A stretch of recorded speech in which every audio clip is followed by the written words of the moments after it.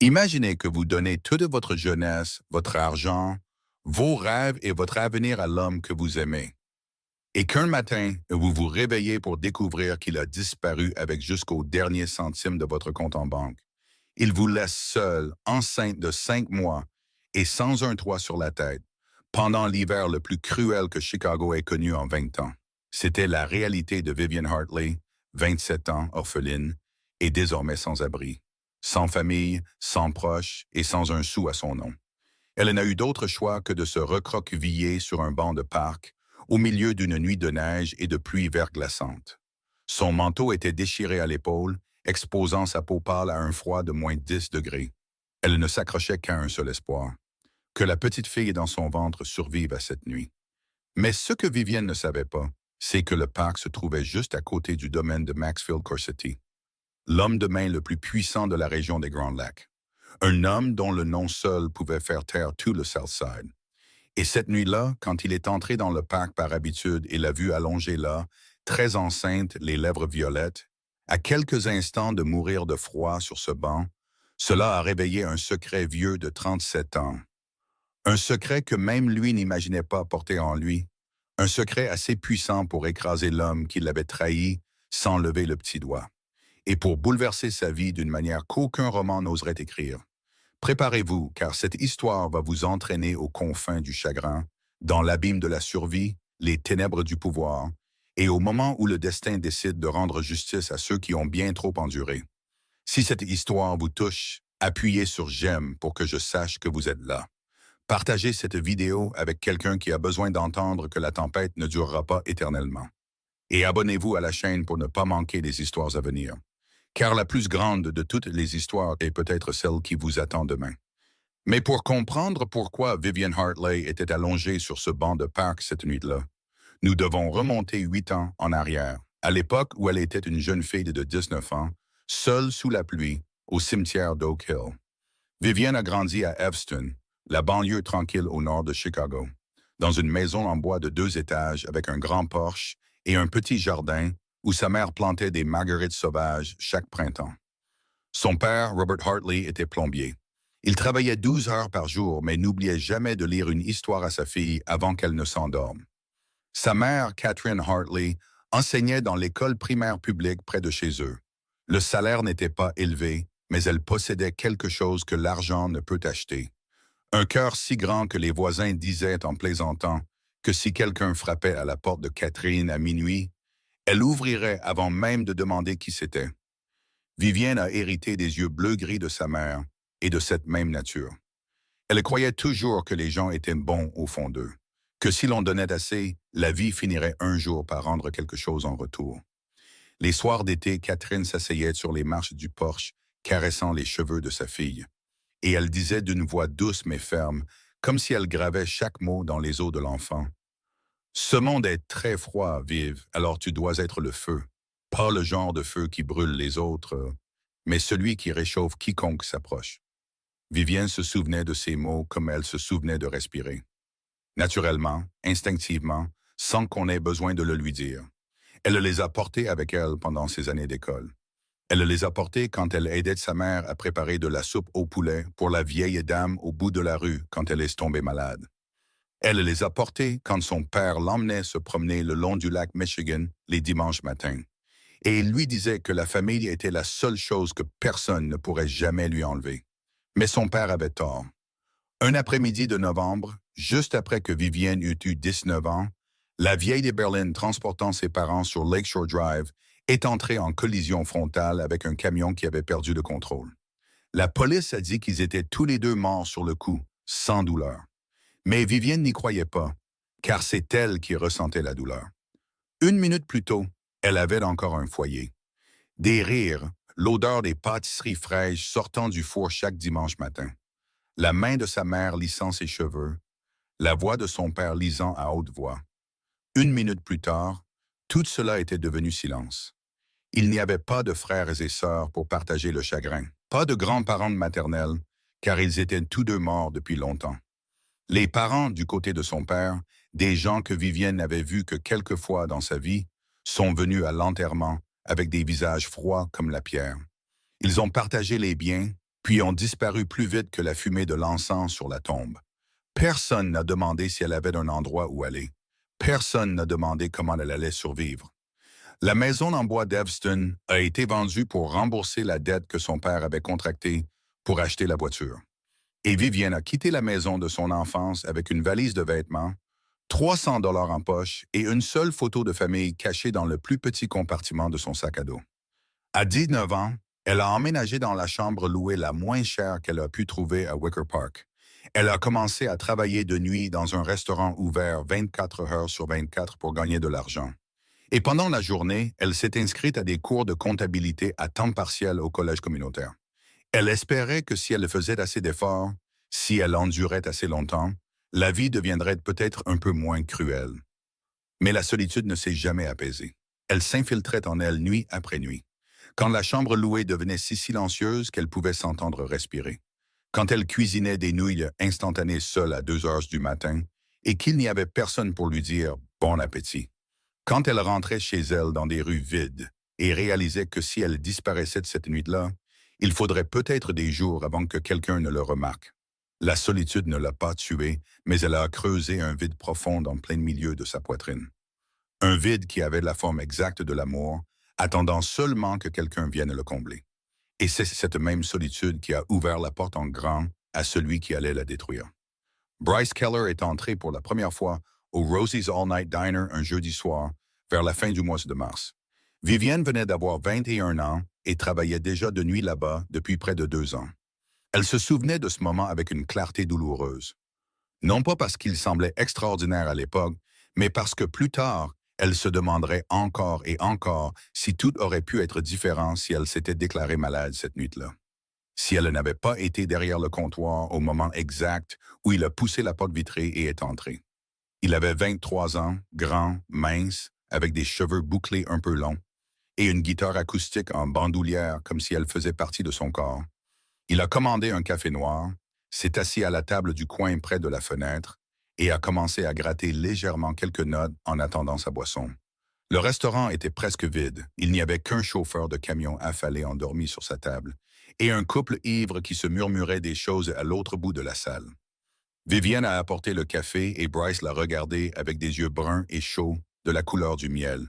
Il lui a fait un lent sourire et a dit « Connaissez-vous la chanson Minuit à Lagos? Je suis en train de l'écrire, mais il lui manque quelque chose. Peut-être qu'il lui manque quelqu'un d'aussi beau que vous, ici, pour l'écouter. » Vivienne n'a pas ri. Elle avait entendu assez de phrases bateaux de la part des clients à 3 heures du matin pour ne pas se faire avoir. Mais Bryce ne s'est pas arrêté là. Il est resté. Il lui a demandé ce qu'elle étudiait, d'où elle venait, quel genre de musique elle aimait. Il n'a pas fixé sa poitrine ni essayé de frôler sa main comme le faisaient d'autres hommes. Il l'a regardé dans les yeux et dans ce regard, Vivienne a vu la seule chose dont elle avait été privée pendant 2 longues années, une véritable attention.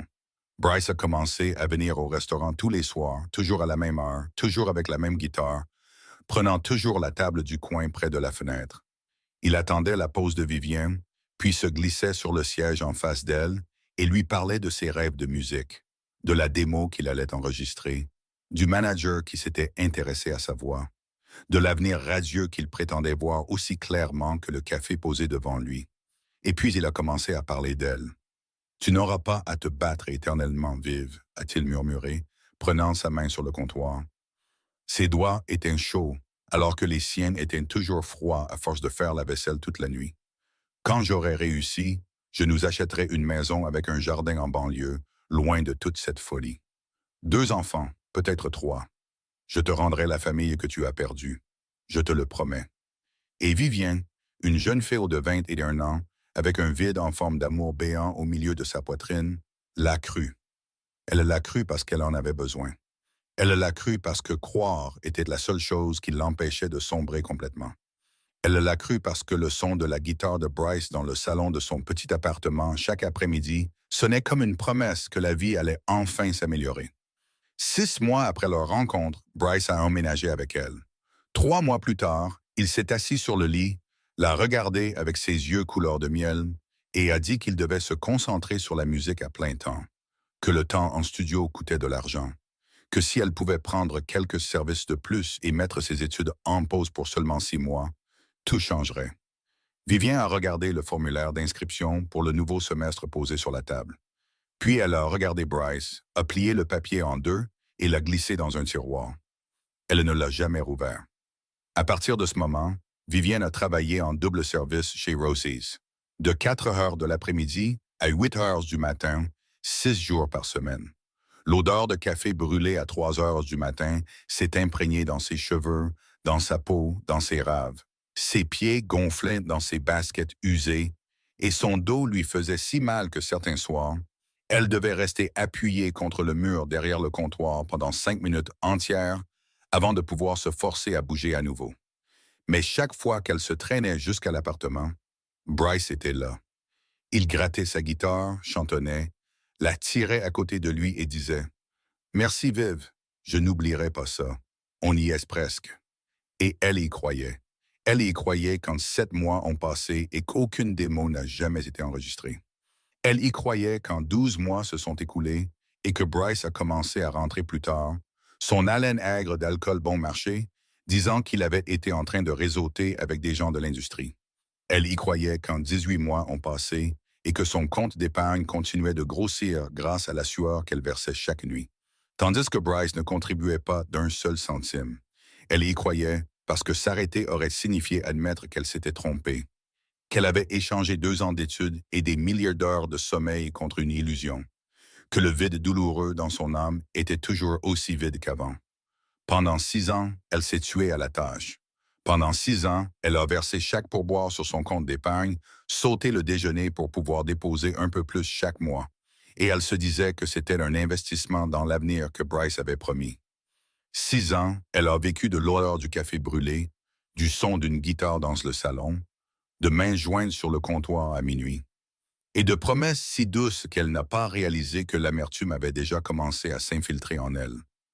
Mais parfois, les plus belles promesses ne sont rien de plus que des pièges enveloppés de velours. Ce mardi matin est arrivé sans le moindre avertissement.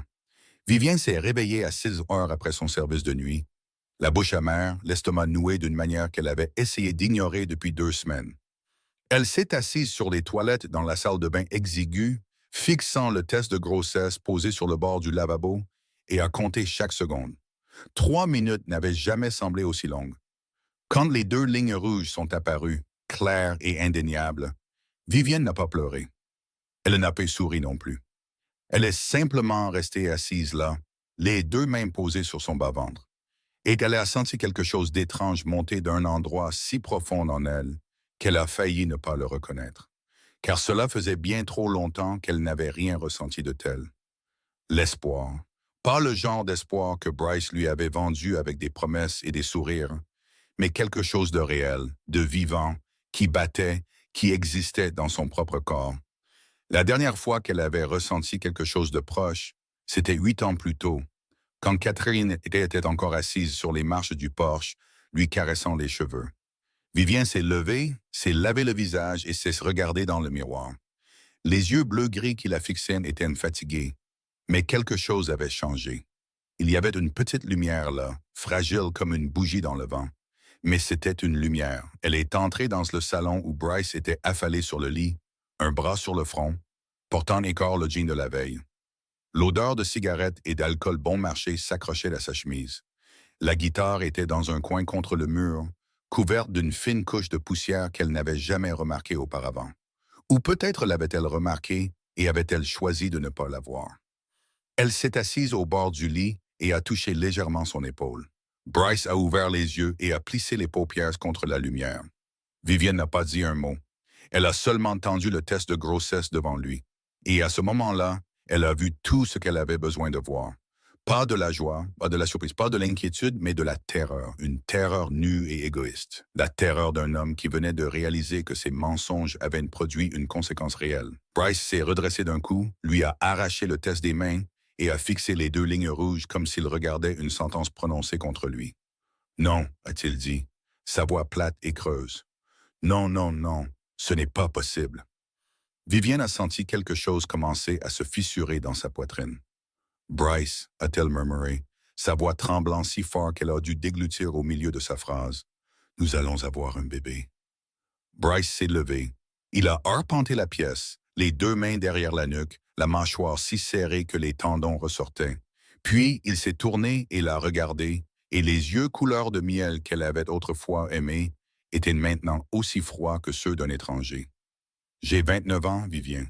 Je suis sur le point d'avoir la plus grande chance de ma vie. Je ne peux pas être enchaîné par ça.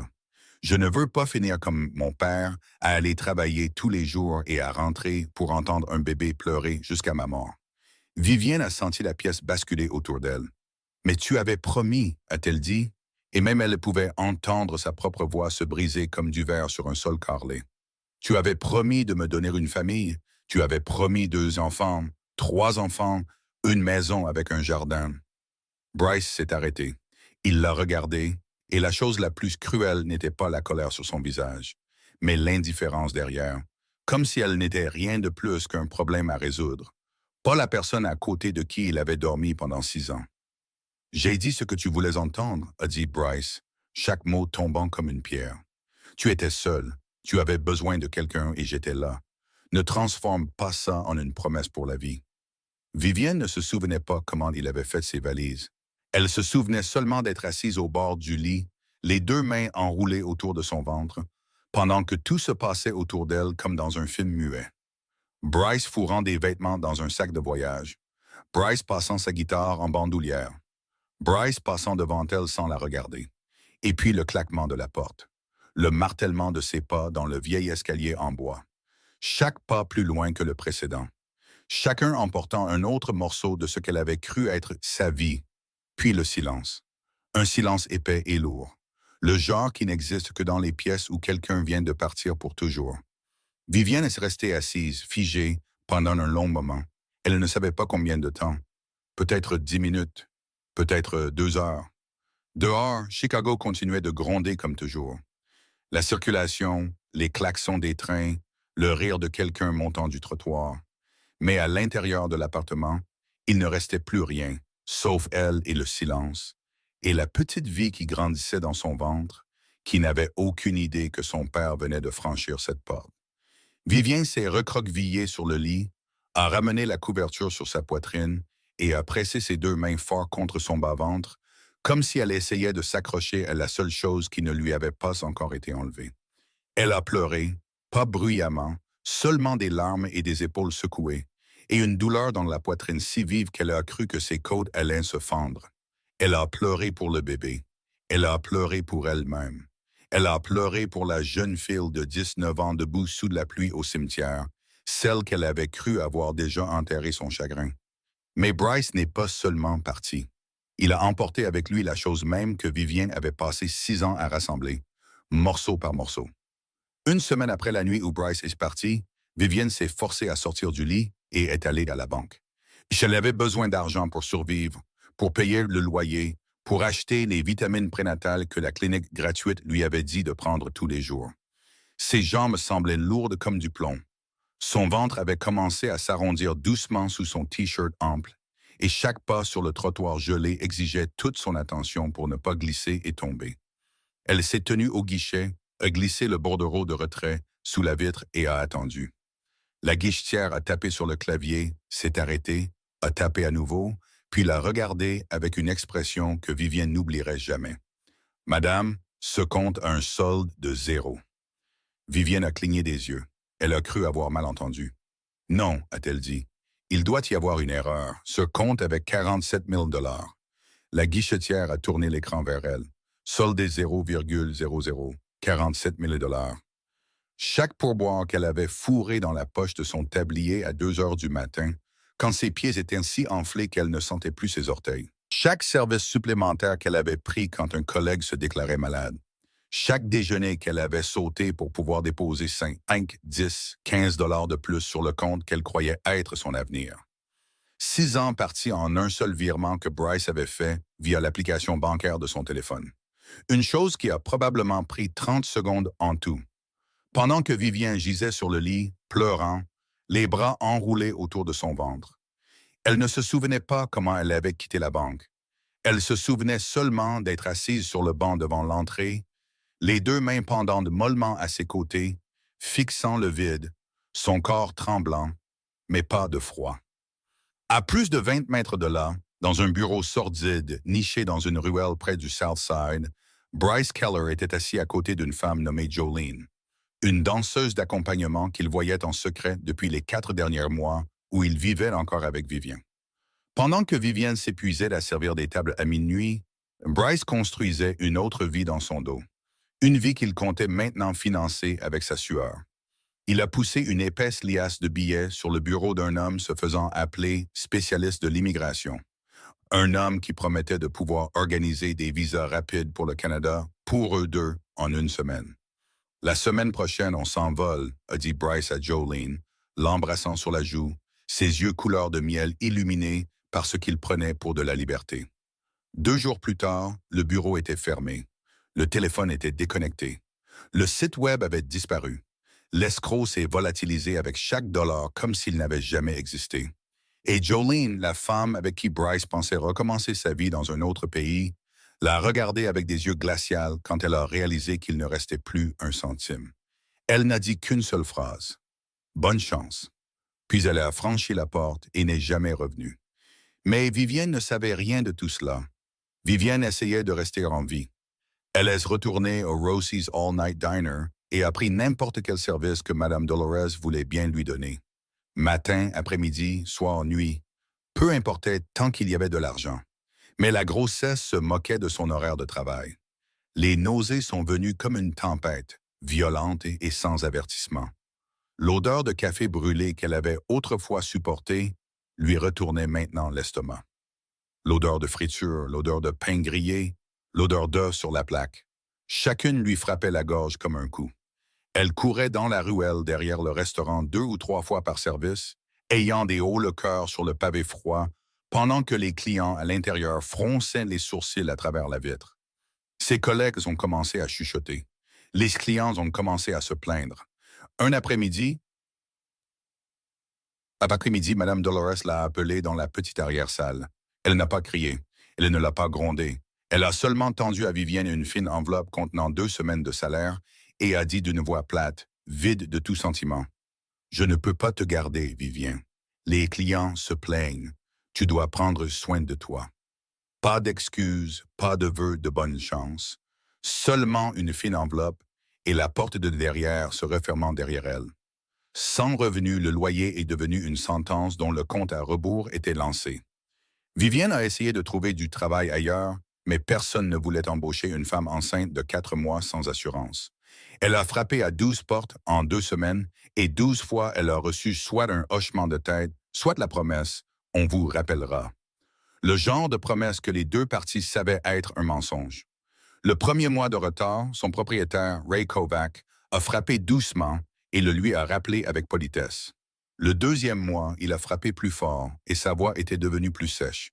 Au troisième mois, il s'est tenu sur le seuil avec un visage dur comme de la glace et a dit « Vous devez 3 mois, mademoiselle Hartley. C'est un bien locatif, pas une œuvre de charité. Je vous donne jusqu'à demain matin. » Vivienne a supplié pour 1 semaine de plus. Il a secoué la tête, s'est détourné et a fermé la porte. Un matin de février, alors que la température extérieure était tombée en dessous de -5 degrés et que le vent du lac Michigan tranchait la ville comme une lame, Vivienne a quitté l'appartement pour la dernière fois. Toute sa vie était emballée dans 3 sacs poubelles noirs, les vêtements dans un sac, quelques livres et documents dans le deuxième.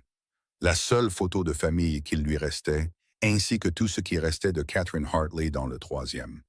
Son ventre se voyait sous le seul manteau fin qu'elle possédait. Enceinte de 4 mois, assez pour que les gens le remarquent, mais pas assez pour que quelqu'un s'arrête et lui demande si elle allait bien. Elle est sortie avec 3 sacs poubelles noirs et une vie à l'intérieur d'elle. Et le pire n'était pas encore arrivé. Lors de sa première nuit dans les rues de Chicago, Vivienne a compris que le froid n'était pas seulement une température. C'était une chose vivante qui savait comment trouver chaque fissure du corps humain et s'y glisser. Elle s'est blottie à côté d'un kiosque de vendeurs fermé sur Maxwell Street. Ses 3 sacs poubelles noirs empilés autour d'elle comme une forteresse pitoyable. Son sac à dos serré contre sa poitrine, car à l'intérieur se trouvaient ses papiers d'identité, la photo de famille et les dernières pièces qu'elle avait rassemblées au fond des poches de son manteau. Elle n'a pas dormi. Elle n'osait pas dormir. Tout autour d'elle, Elle entendait des bruits de pas de silhouettes sombres dont elle ne pouvait distinguer les visages. Le fracas de verre brisé, le rire rauque de quelqu'un quelque part dans le noir. Le bruit d'une ville de près de 10 millions d'âmes où personne ne savait qu'elle était allongée là. Vers 2 heures du matin, un homme ivre a titubé hors de la ruelle voisine, les yeux troubles, et a vu le sac à dos. Il n'a pas dit un mot. Il s'est juste jeté dessus. Vivienne a réagi avant même d'avoir le temps de réfléchir. Elle a attrapé les bretelles à 2 mains, a tiré en arrière et a crié d'une voix qu'elle a à peine reconnue comme la sienne. La voix d'une femelle défendant sa tanière. L'ivrogne était plus fort qu'elle, mais elle était plus désespérée que lui. Car à l'intérieur de ce sac à dos se trouvait la seule photo qui lui restait de sa mère. Et elle serait morte avant de se laisser perdre sa mère une fois de plus. Dans la lutte, l'épaule de son manteau s'est accrochée à un morceau de métal déchiqueté du kiosque et s'est déchirée sur une longue entaille, de son cou jusqu'à son coude. L'ivrogne a lâché prise et marmonné une malédiction, puis est retourné en titubant dans le noir. Vivien s'est laissé tomber lourdement contre le kiosque, le dos pressé contre lui, serrant le sac à dos contre sa poitrine, haletante. Son épaule gauche était exposée à travers la déchirure. Sa peau pâle devenait déjà violette dans l'air nocturne. Elle n'avait pas assez d'argent pour acheter un autre manteau. Ce manteau déchiré est devenu l'uniforme d'une vie qu'elle n'avait jamais imaginé être forcée de vivre. Et puis, juste au moment où elle pensait avoir touché le fond, le bébé a donné un coup de pied. Fort, clair, un coup de pied ferme de l'intérieur de son ventre, comme si l'enfant disait « Je suis toujours là, maman ». Vivienne a posé une main sur son ventre et des larmes lui sont montées aux yeux, bien que cette fois, elle ne venait pas de la douleur. Elle avait appris à la clinique gratuite gérée par les œuvres de charité catholique la semaine précédente que le bébé était une fille. « Rosie », a-t-elle murmuré dans le vide. « Je vais t'appeler Rosie. Rosaline parce que tu es une rose qui pousse à travers le béton. Parce que peu importe à quel point tout devient gris autour de nous, tu continues de fleurir. » Le lendemain matin, Vivienne a fourré ce qu'elle pouvait dans son sac à dos, a laissé 2 des sacs poubelles noirs sur le trottoir, car elle n'avait plus la force de les porter.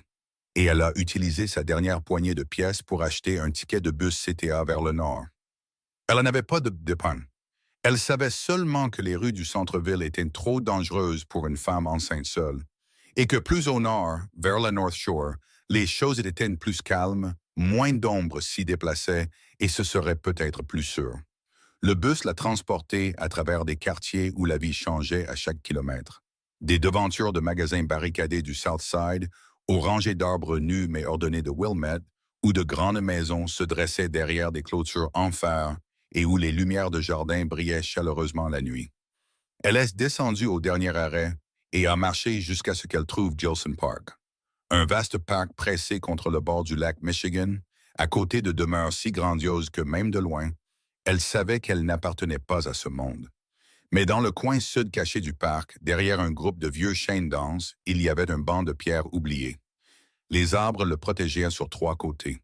Peu de gens utilisaient le sentier voisin, et de là, si le ciel était clair, elle pouvait voir le lac scintiller au loin.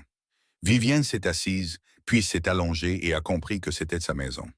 Désormais, chaque nuit, elle dormait sur ce banc de pierre avec son sac à dos sous la tête et 2 livres de bibliothèque à côté d'elle. 10 000 beaux prénoms de BBB et ce que vous devez savoir quand vous attendez un enfant. Les 2 livres qu'elle avait empruntés avant d'être expulsée et qui étaient maintenant devenus les choses les plus précieuses qu'elle possédait, à part la photo de sa mère. Le vent du lac Michigan traversait la déchirure de la manche de son manteau, si froid qu'elle devait s'allonger sur le côté pour protéger son ventre.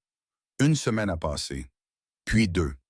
Elle vivait de reste, récupérée dans les poubelles près de la station de métro, de l'eau de la fontaine publique du parc, des heures qu'elle passait à l'intérieur de la bibliothèque de Wilmette pendant la journée juste pour rester au chaud. Mais cette nuit était différente. La pluie verglaçante et la neige sont arrivées soudainement, tombant dru, blanchissant le banc en quelques minutes. Vivienne n'avait pas de couverture, pas de parapluie, rien que le manteau déchiré et une main posée sur son ventre, où Rosie donnait de légers coups de pied, plus lentement que d'habitude, comme si même le bébé était fatigué. La faim la rongeait de l'intérieur. Une faim profonde et constante qu'elle avait essayé d'ignorer toute la journée, car elle n'avait rien trouvé à manger. « Je suis désolée, Rosie, a-t-elle murmuré, ses lèvres tremblantes, son souffle se transformant en brume blanche dans l'air glacial. « Je suis désolée, mon bébé. J'essaie. J'essaie aussi fort que je peux. » Elle n'a pas pleuré. Elle n'avait plus de larmes. Elle a seulement fermé les yeux, laissé la pluie verglaçante s'installer dans ses cheveux, sur ses épaules, sur le manteau déchiré, et a sombré dans l'épuisement. Le genre de sommeil où la ligne entre dormir et s'évanouir est fine et dangereuse. Elle n'a pas entendu les pas lourds sur le sentier de gravier à 30 mètres du banc. À moins de 300 mètres de ce banc de pierre, derrière une clôture en fer de 3 mètres de haut bordée de caméras de sécurité et de détecteurs de mouvement, se trouvait le domaine de Maxfield Corsetti, l'homme que le Chicago Tribune appelait le nouveau roi de l'immobilier, et que l'on décrivait parfois comme l'homme d'affaires le plus mystérieux de la région des Grands Lacs, bien qu'aucun des deux journaux n'ait jamais fait plus qu'effleurer la surface. À 37 ans, Max Corsetti possédait Corsetti Holdings, un empire immobilier et logistique avec plus de 80 bâtiments commerciaux s'étendant de Chicago à Milwaukee, 3 ports de fret sur le lac Michigan et une chaîne de compagnies maritimes dont le chiffre d'affaires annuel public dépassait les 200 millions de dollars. Ça, c'était de l'extérieur. En dessous, Maxfield Corsetti contrôlait presque tout le réseau de prêteurs sur gage du Southside, les rackets de protection qui couvraient les petites entreprises de Chinatown à Pilsen, et un système de transport spécial passant par les ports, du genre que les douanes n'inspectaient jamais de trop près, car les personnes payées pour inspecter avaient déjà été suffisamment payées pour regarder ailleurs. Dans le monde souterrain de Chicago, le nom Corsetti n'était pas prononcé à voix haute. Il était chuchoté, approuvé d'un signe de tête, compris sans explication. Max n'avait hérité de cet empire de personnes. Il l'avait construit à partir de la boue, au sens le plus littéral du terme. Car la boue était la chose que ses parents connaissaient le mieux. Son père, Marco Corsetti, a quitté la Sicile en 1988 avec 200 dollars en poche et le rêve d'ouvrir une boulangerie en Amérique. Sa mère, Renata, est venue avec son mari, enceinte de 3 mois, et avec la foi que l'Amérique ne laisserait pas une famille travailleuse mourir de faim. Ils avaient tous les deux tort. La boulangerie n'a jamais ouvert car cet argent a disparu dès le premier mois, juste en loyer et en nourriture. Marco a travaillé dans la construction, transportant des briques, mélangeant du ciment sous la chaleur brutale des étés de Chicago et le froid mordant de l'hiver. Jusqu'à ce qu'un matin de novembre, son dos lâche et qu'il ne puisse plus sortir du lit. Pas d'assurance, pas d'économie, personne pour aider. Leur propriétaire les a mis à la porte alors que Renata était enceinte de 7 mois. Pendant 6 semaines, Renata Corsetti a vécu dans une gare abandonnée près de Union Station. Elle dormait sur des cartons aplatis sous des bancs rouillés, le ventre gonflé, les pieds très enflés. Et chaque nuit, elle posait une main sur son ventre et chantait des berceuses en italien à l'enfant pas encore né. Non pas parce qu'elle était calme, mais parce qu'elle avait peur que si elle arrêtait de chanter, elle se mettrait à crier et ne pourrait plus jamais s'arrêter. Puis une nuit, pendant une tempête de neige, alors que Renata avait presque abandonné, une femme est apparue. Elle n'était pas riche, elle n'était pas célèbre. Elle n'avait aucune raison de s'arrêter. Mais elle s'est arrêtée. Elle s'est agenouillée à côté de Renata et a enlevé son manteau et l'a enroulé autour de ses épaules, puis a dit « Viens avec moi. J'ai une maison. Elle est petite, mais elle est chaude. » Elle a ramené Renata dans sa petite maison en bois, l'a nourrie, l'a abritée pendant 4 mois jusqu'à ce que Renata donne naissance à son fils et puisse se tenir à nouveau sur ses propres jambes. Max a grandi en entendant cette histoire, non pas comme un conte de fées, mais comme un commandement. Sa mère la racontait encore, et à chaque fois, elle le regardait droit dans les yeux, lui serrait la main fermement et disait d'une voix dure comme l'acier, « L'argent ne te rend pas riche, Maxfield.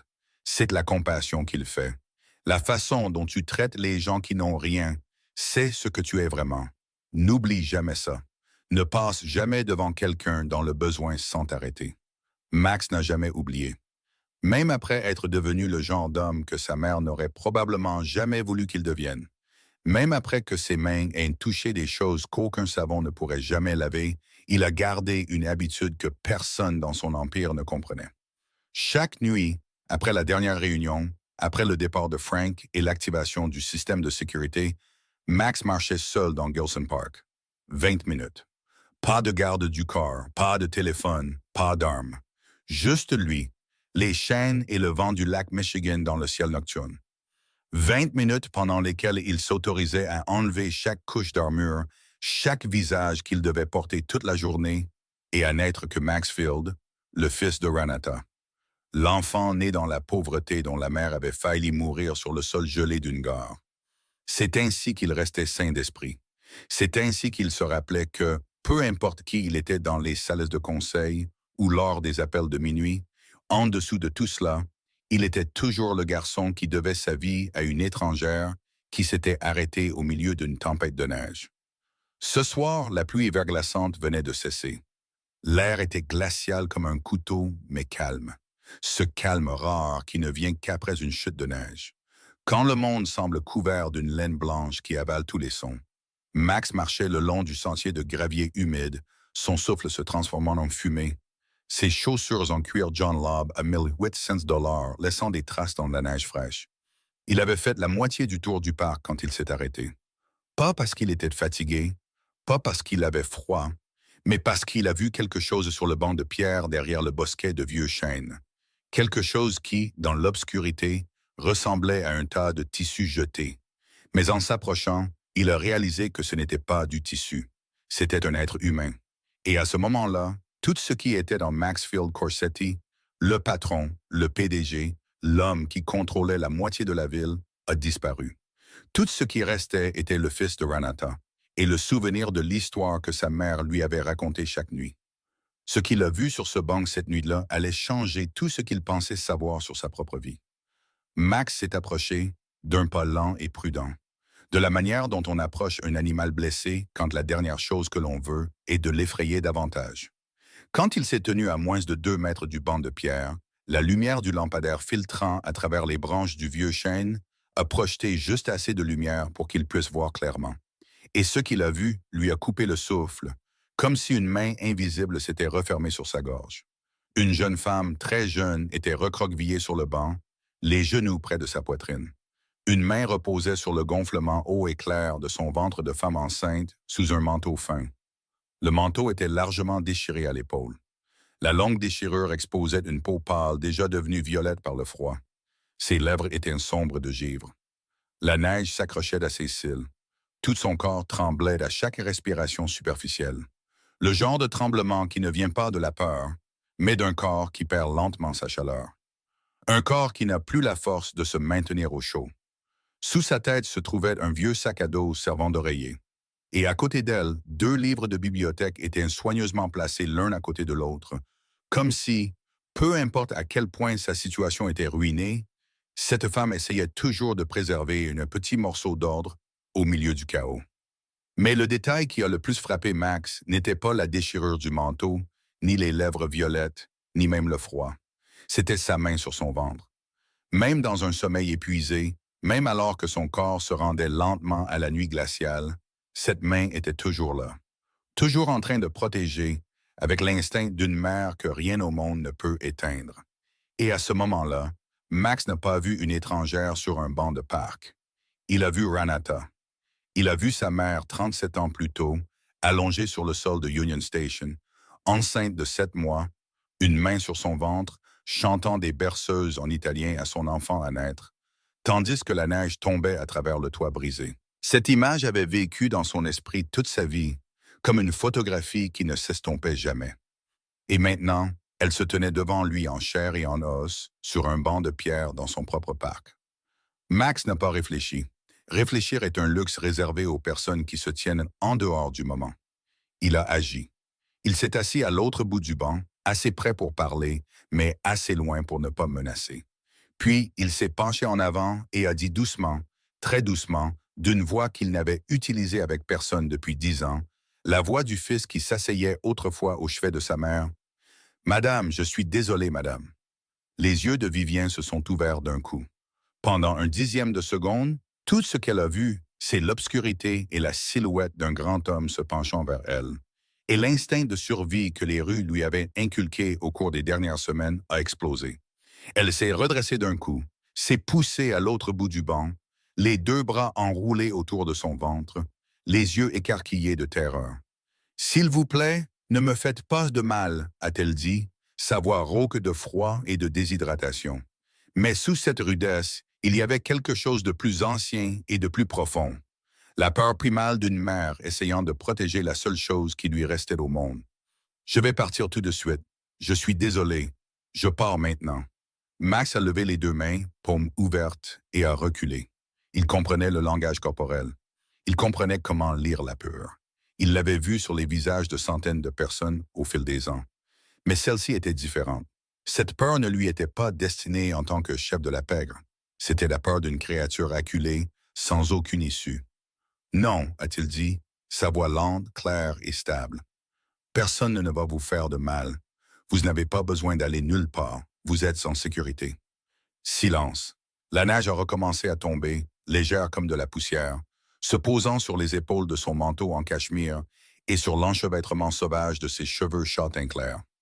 Vivienne tenait toujours son ventre, toujours pressée contre le banc, mais elle ne s'est pas levée pour fuir. Peut-être était-elle trop fatiguée pour courir. Peut-être y avait-il quelque chose dans la voix de cet homme qui ne ressemblait à aucune voix qu'elle avait entendue dans la rue ces dernières semaines. Pas de la pitié, pas de la curiosité, mais quelque chose qu'elle ne pouvait nommer. Quelque chose que ses instincts sont reconnus avant même que son esprit ne puisse le faire. La sincérité. Max l'a regardé, vraiment regardé. Des yeux bleu-gris gonflés par les pleurs et l'insomnie.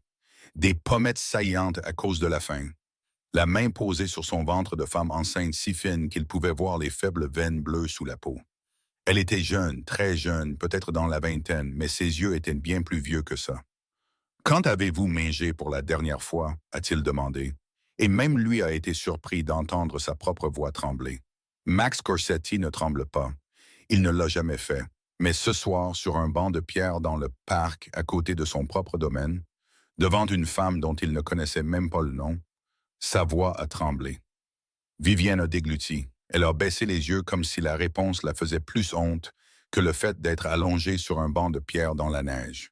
« Hier matin, a-t-elle murmuré, un demi-sandwich. Je l'ai trouvé dans la poubelle près de la station de métro. » Cette réponse a frappé Max en pleine poitrine comme une balle. On lui avait tiré dessus une fois, pour de vrai, à 24 ans, à travers l'épaule gauche dans la ruelle derrière un bar à Cicero. Et il se souvenait exactement de la sensation. Brûlante, puis glaciale, puis plus rien du tout. Les mots de Vivienne lui ont donné la même sensation. Sans un mot, Max s'est levé, a enlevé son manteau en cachemire, le genre de manteau dont le prix aurait pu payer 1 an de loyer dans le South Side, et l'a drapé sur ses épaules. Il n'a pas demandé si elle le voulait. Il n'a pas attendu la permission. Il l'a simplement fait, tout comme l'inconnu l'avait fait pour sa mère 37 ans plus tôt à Union Station. Puis, il a sorti son téléphone, a appuyé sur un seul numéro et a prononcé 4 mots d'un ton que Frank, son plus proche collaborateur, n'avait jamais entendu de sa part. « Voiture, porte sud maintenant. » Mais Vivienne n'avait aucune idée que l'homme qui venait de lui donner son manteau était celui devant qui tout le Southside s'inclinait. Le SUV noir s'est arrêté devant un petit restaurant de la Gold Coast un peu avant 11 heures ce soir-là. Le genre d'endroit sans enseigne à l'extérieur, juste une porte en bois sombre et des fenêtres givrées brillant de la lumière des bougies à l'intérieur. Un endroit où le menu n'indiquait pas les prix, car les gens qui venaient là n'avaient jamais besoin de demander. Frank a ouvert la portière pour Max, puis a commencé à contourner la voiture vers le côté de Vivienne, mais Max s'était déjà avancé et lui avait tendu la main. Vivienne a hésité. Elle s'est regardée. Le manteau en cachemire de Max drapé sur ses épaules comme une couverture, et en dessous, la chemise largement déchirée, un jean sale, des baskets usées incrustées de neige et de boue. Et elle a senti tout de suite qu'elle n'avait sa place nulle part avec des portes en bois sombre et des bougies. Mais la faim ne lui laissait pas le luxe de choisir. Elle a pris la main de Max et est sortie. À l'intérieur, le restaurant était presque vide car le service était terminé depuis longtemps. Mais au moment où Max est entré, le directeur est apparu aussitôt, a incliné la tête et les a conduits à une table isolée au fond, sans poser une seule question. Comme si Maxfield Corsetti arrivant près de minuit avec une femme enceinte sans abri, était la chose la plus ordinaire du monde. Max a commandé plus que ce que 2 personnes auraient pu finir. Soupe chaude de courge butternut, pain grillé croustillant, œufs pochés aux épinards, jus d'orange frais, fruits coupés, yaourt et un grand sandwich à emporter. Vivienne était assise en face de lui, les 2 mains sur ses genoux, et quand le bol de soupe a été placé devant elle, l'odeur de courge chaude est montée vers elle, et son estomac s'est contracté de douleur à cause de la faim.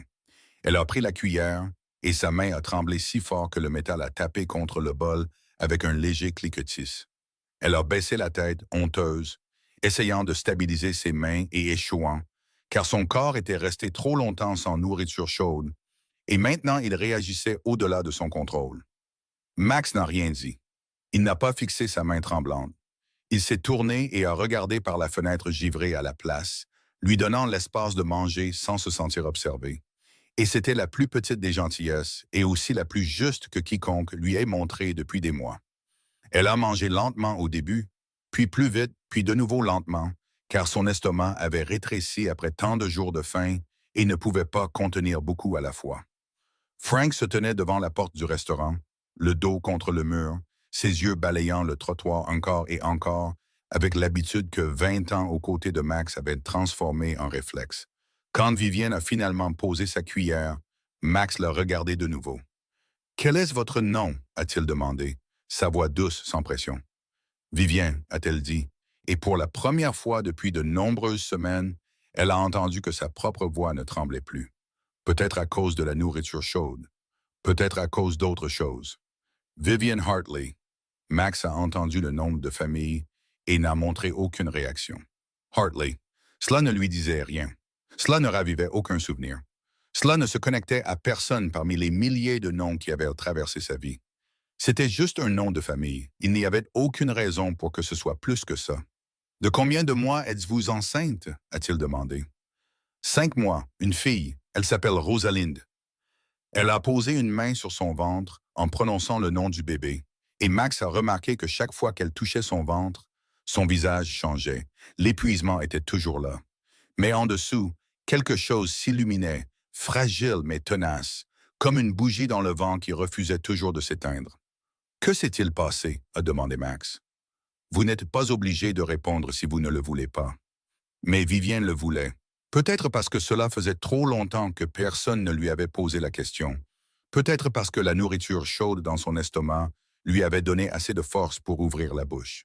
Peut-être parce que l'homme assis en face d'elle ne la regardait pas avec pitié ou curiosité, mais avec quelque chose qui ressemblait plus à de la colère en son nom.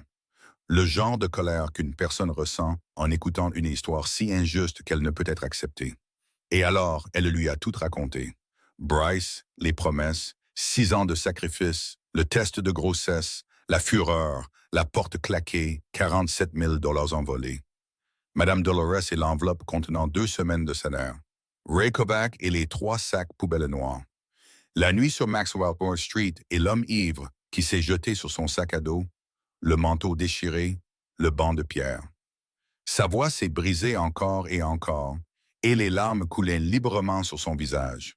Mais elle n'a pas pris la peine de les essuyer car elle était maintenant trop fatiguée pour avoir honte de pleurer devant un étranger. Max est resté assis à l'écouter et ne l'a pas interrompu une seule fois, mais sa mâchoire se serrait à chaque détail. Quand elle est arrivée à la partie où Bryce a vidé le compte, ses doigts ont serré le bord de la table jusqu'à ce que ses jointures blanchissent. Ce n'était pas une colère imprudente.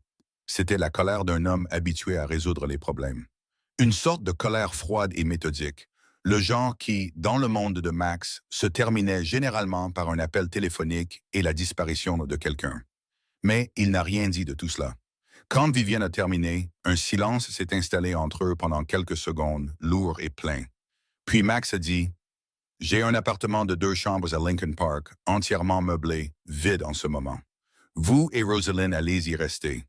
Pas de loyer, pas de conditions. » Vivienne a secoué la tête aussitôt, presque par instinct. « Non, ce dîner est déjà trop. Je ne peux pas accepter plus. Je ne sais pas qui vous êtes. Et je ne peux pas avoir de dette envers un inconnu. » Max l'a regardé et quelque chose a changé dans ses yeux. Pas de la pitié, Pas de l'irritation, mais de la compréhension. Il savait à quoi ressemblait la fierté quand une personne n'avait plus rien, car sa mère avait refusé exactement de la même manière quand l'inconnu lui avait tendu la main à Union Station. Rosalind mérite de naître dans un endroit sûr, a-t-il dit, sa voix calme, mais ne laissant aucune place à la discussion. Et vous méritez d'être traité comme un être humain. Ce n'est pas de la charité, Vivien. Considérez ça comme le remboursement d'une vieille dette. Elle ne comprenait pas quelle dette due à qui. Elle n'avait jamais rencontré cet homme de sa vie, mais elle était trop fatiguée pour poser plus de questions. Et à l'intérieur d'elle, Rosie a donné un petit coup de pépine, comme si le bébé disait « Accepte, maman ». Max a posé une épaisse liasse de billets sur la table et l'a glissé doucement vers elle. Pour ce soir, des vêtements, des produits de première nécessité, tout ce dont vous avez besoin. Demain, nous réglerons le reste, mais ce soir, vous dormez dans un lit. Et Max lui-même ne comprenait pas entièrement pourquoi il faisait tout cela. Il appelait cela une vieille dette car c'était l'expression la plus proche de ce qu'il ressentait. Mais si quelqu'un lui avait demandé à qui exactement il devait cette dette, il n'aurait pas pu répondre. Il savait seulement que lorsqu'il avait vu Vivien sur ce banc de pierre, quelque chose en lui l'avait reconnu avant que la raison ne puisse rattraper son retard. Que ce n'était pas un hasard, que sa mère l'avait préparé toute sa vie pour ce moment, que s'en aller aurait été une trahison de tout ce que Renata lui avait jamais enseigné. Alors il a appelé cela une vieille dette. Il ne savait pas que la dette était plus réelle que n'importe quel accord qu'il avait jamais signé. Cette nuit-là, Vivienne a dormi dans un lit pour la première fois depuis de nombreuses semaines. L'appartement de Lincoln Park était au 12e étage, avec 2 chambres, entièrement meublées, des parquets polis et de hautes fenêtres donnant sur la ligne d'horizon de Chicago, scintillant dans la nuit. Quand la porte s'est ouverte et que l'air chaud du chauffage a touché sa peau, Vivien s'est tenue sur le seuil et n'a pas pu se résoudre à entrer. Elle est restée là pendant près d'1 minute entière, regardant à l'intérieur. Regardant le canapé impeccable, la cuisine en granit, le lit fait avec des draps blancs impeccables dans la chambre visible par la porte entr'ouverte, et qu'elle n'osait pas entrer parce que c'était trop propre, trop chaud, trop différent de tout ce qu'elle avait vécu ces dernières semaines. Et elle avait peur que si elle entrait, quelqu'un dirait qu'il y avait eu une erreur, mais personne n'a dit ça. Max s'est simplement tenu derrière elle en silence, attendant qu'elle soit prête. Elle est entrée. Elle a pris un bain chaud pour la première fois depuis plus longtemps qu'elle ne pouvait s'en souvenir.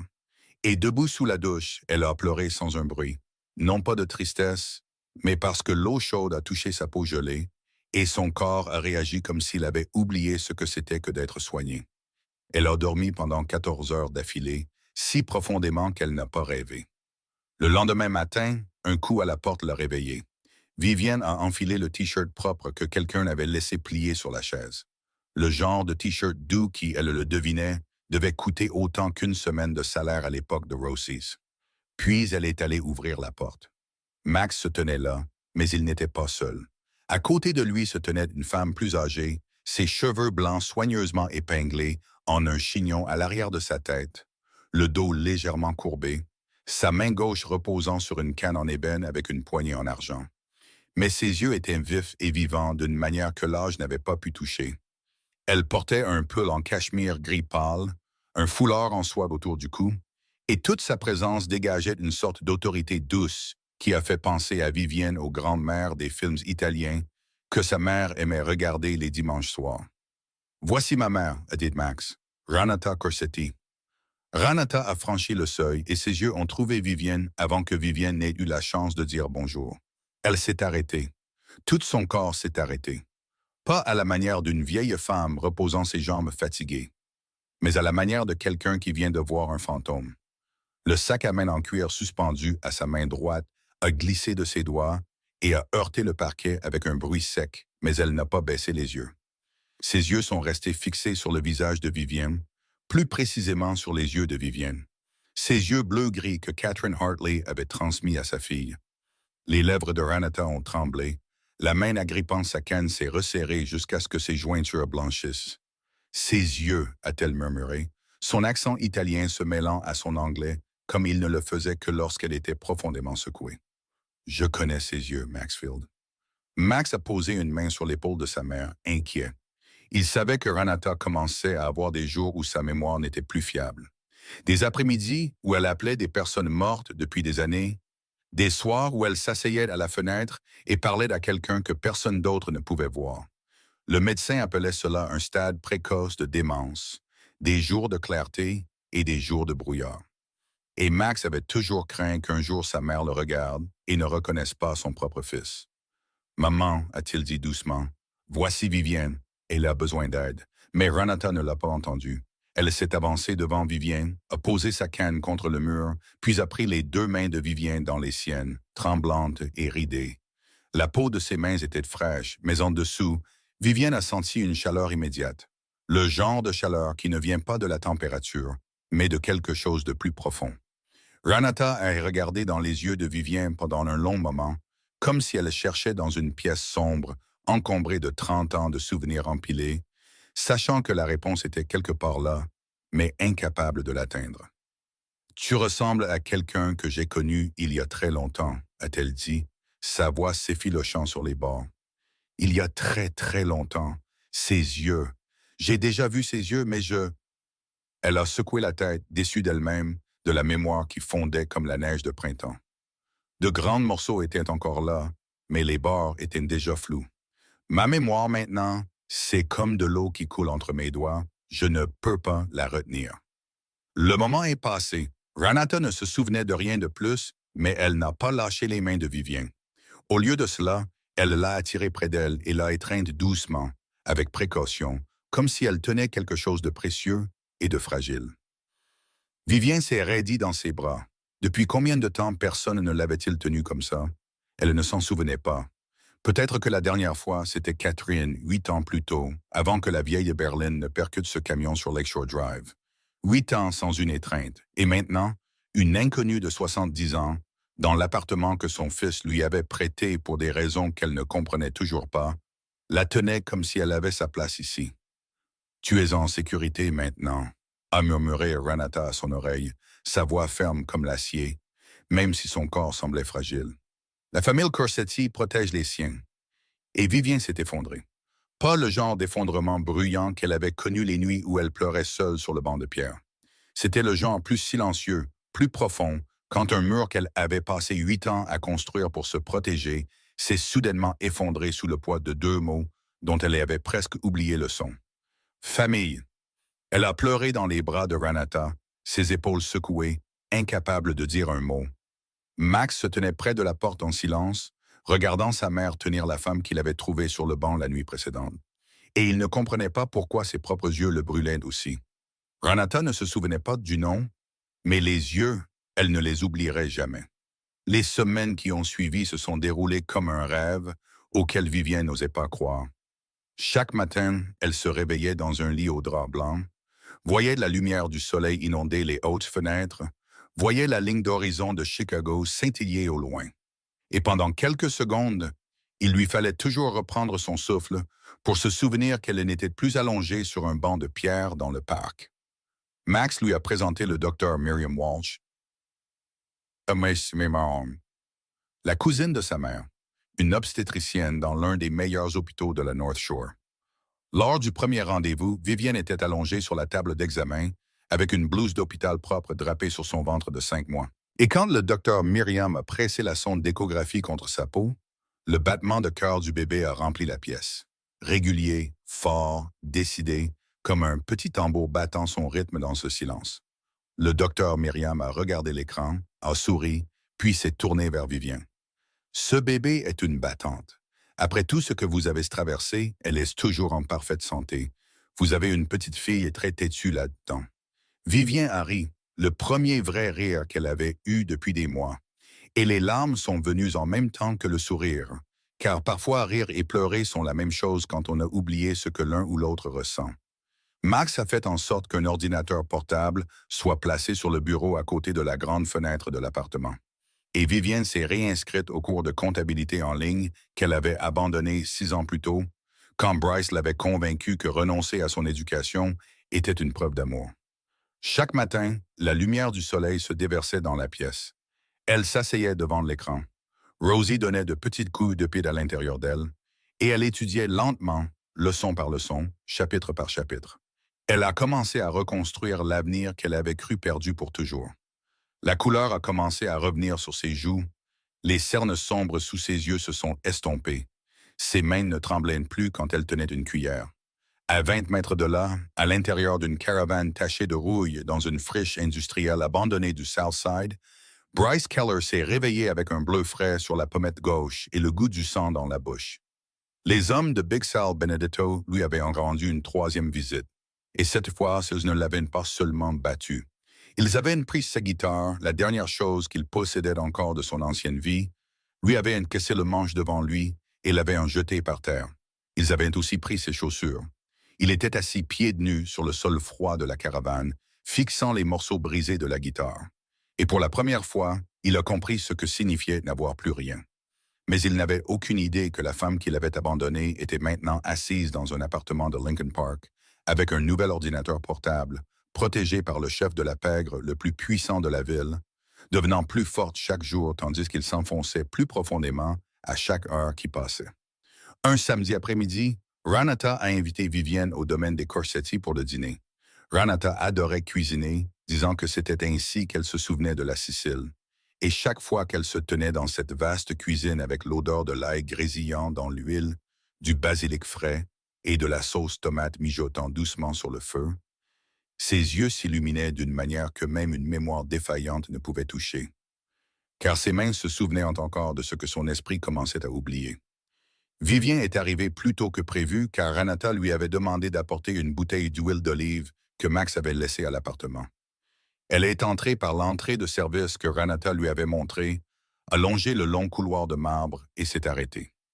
Sur le mur de ce couloir, entre des peintures de paysages italiens et des photographies de familles encadrées d'argent, était accrochée une vieille photo en noir et blanc.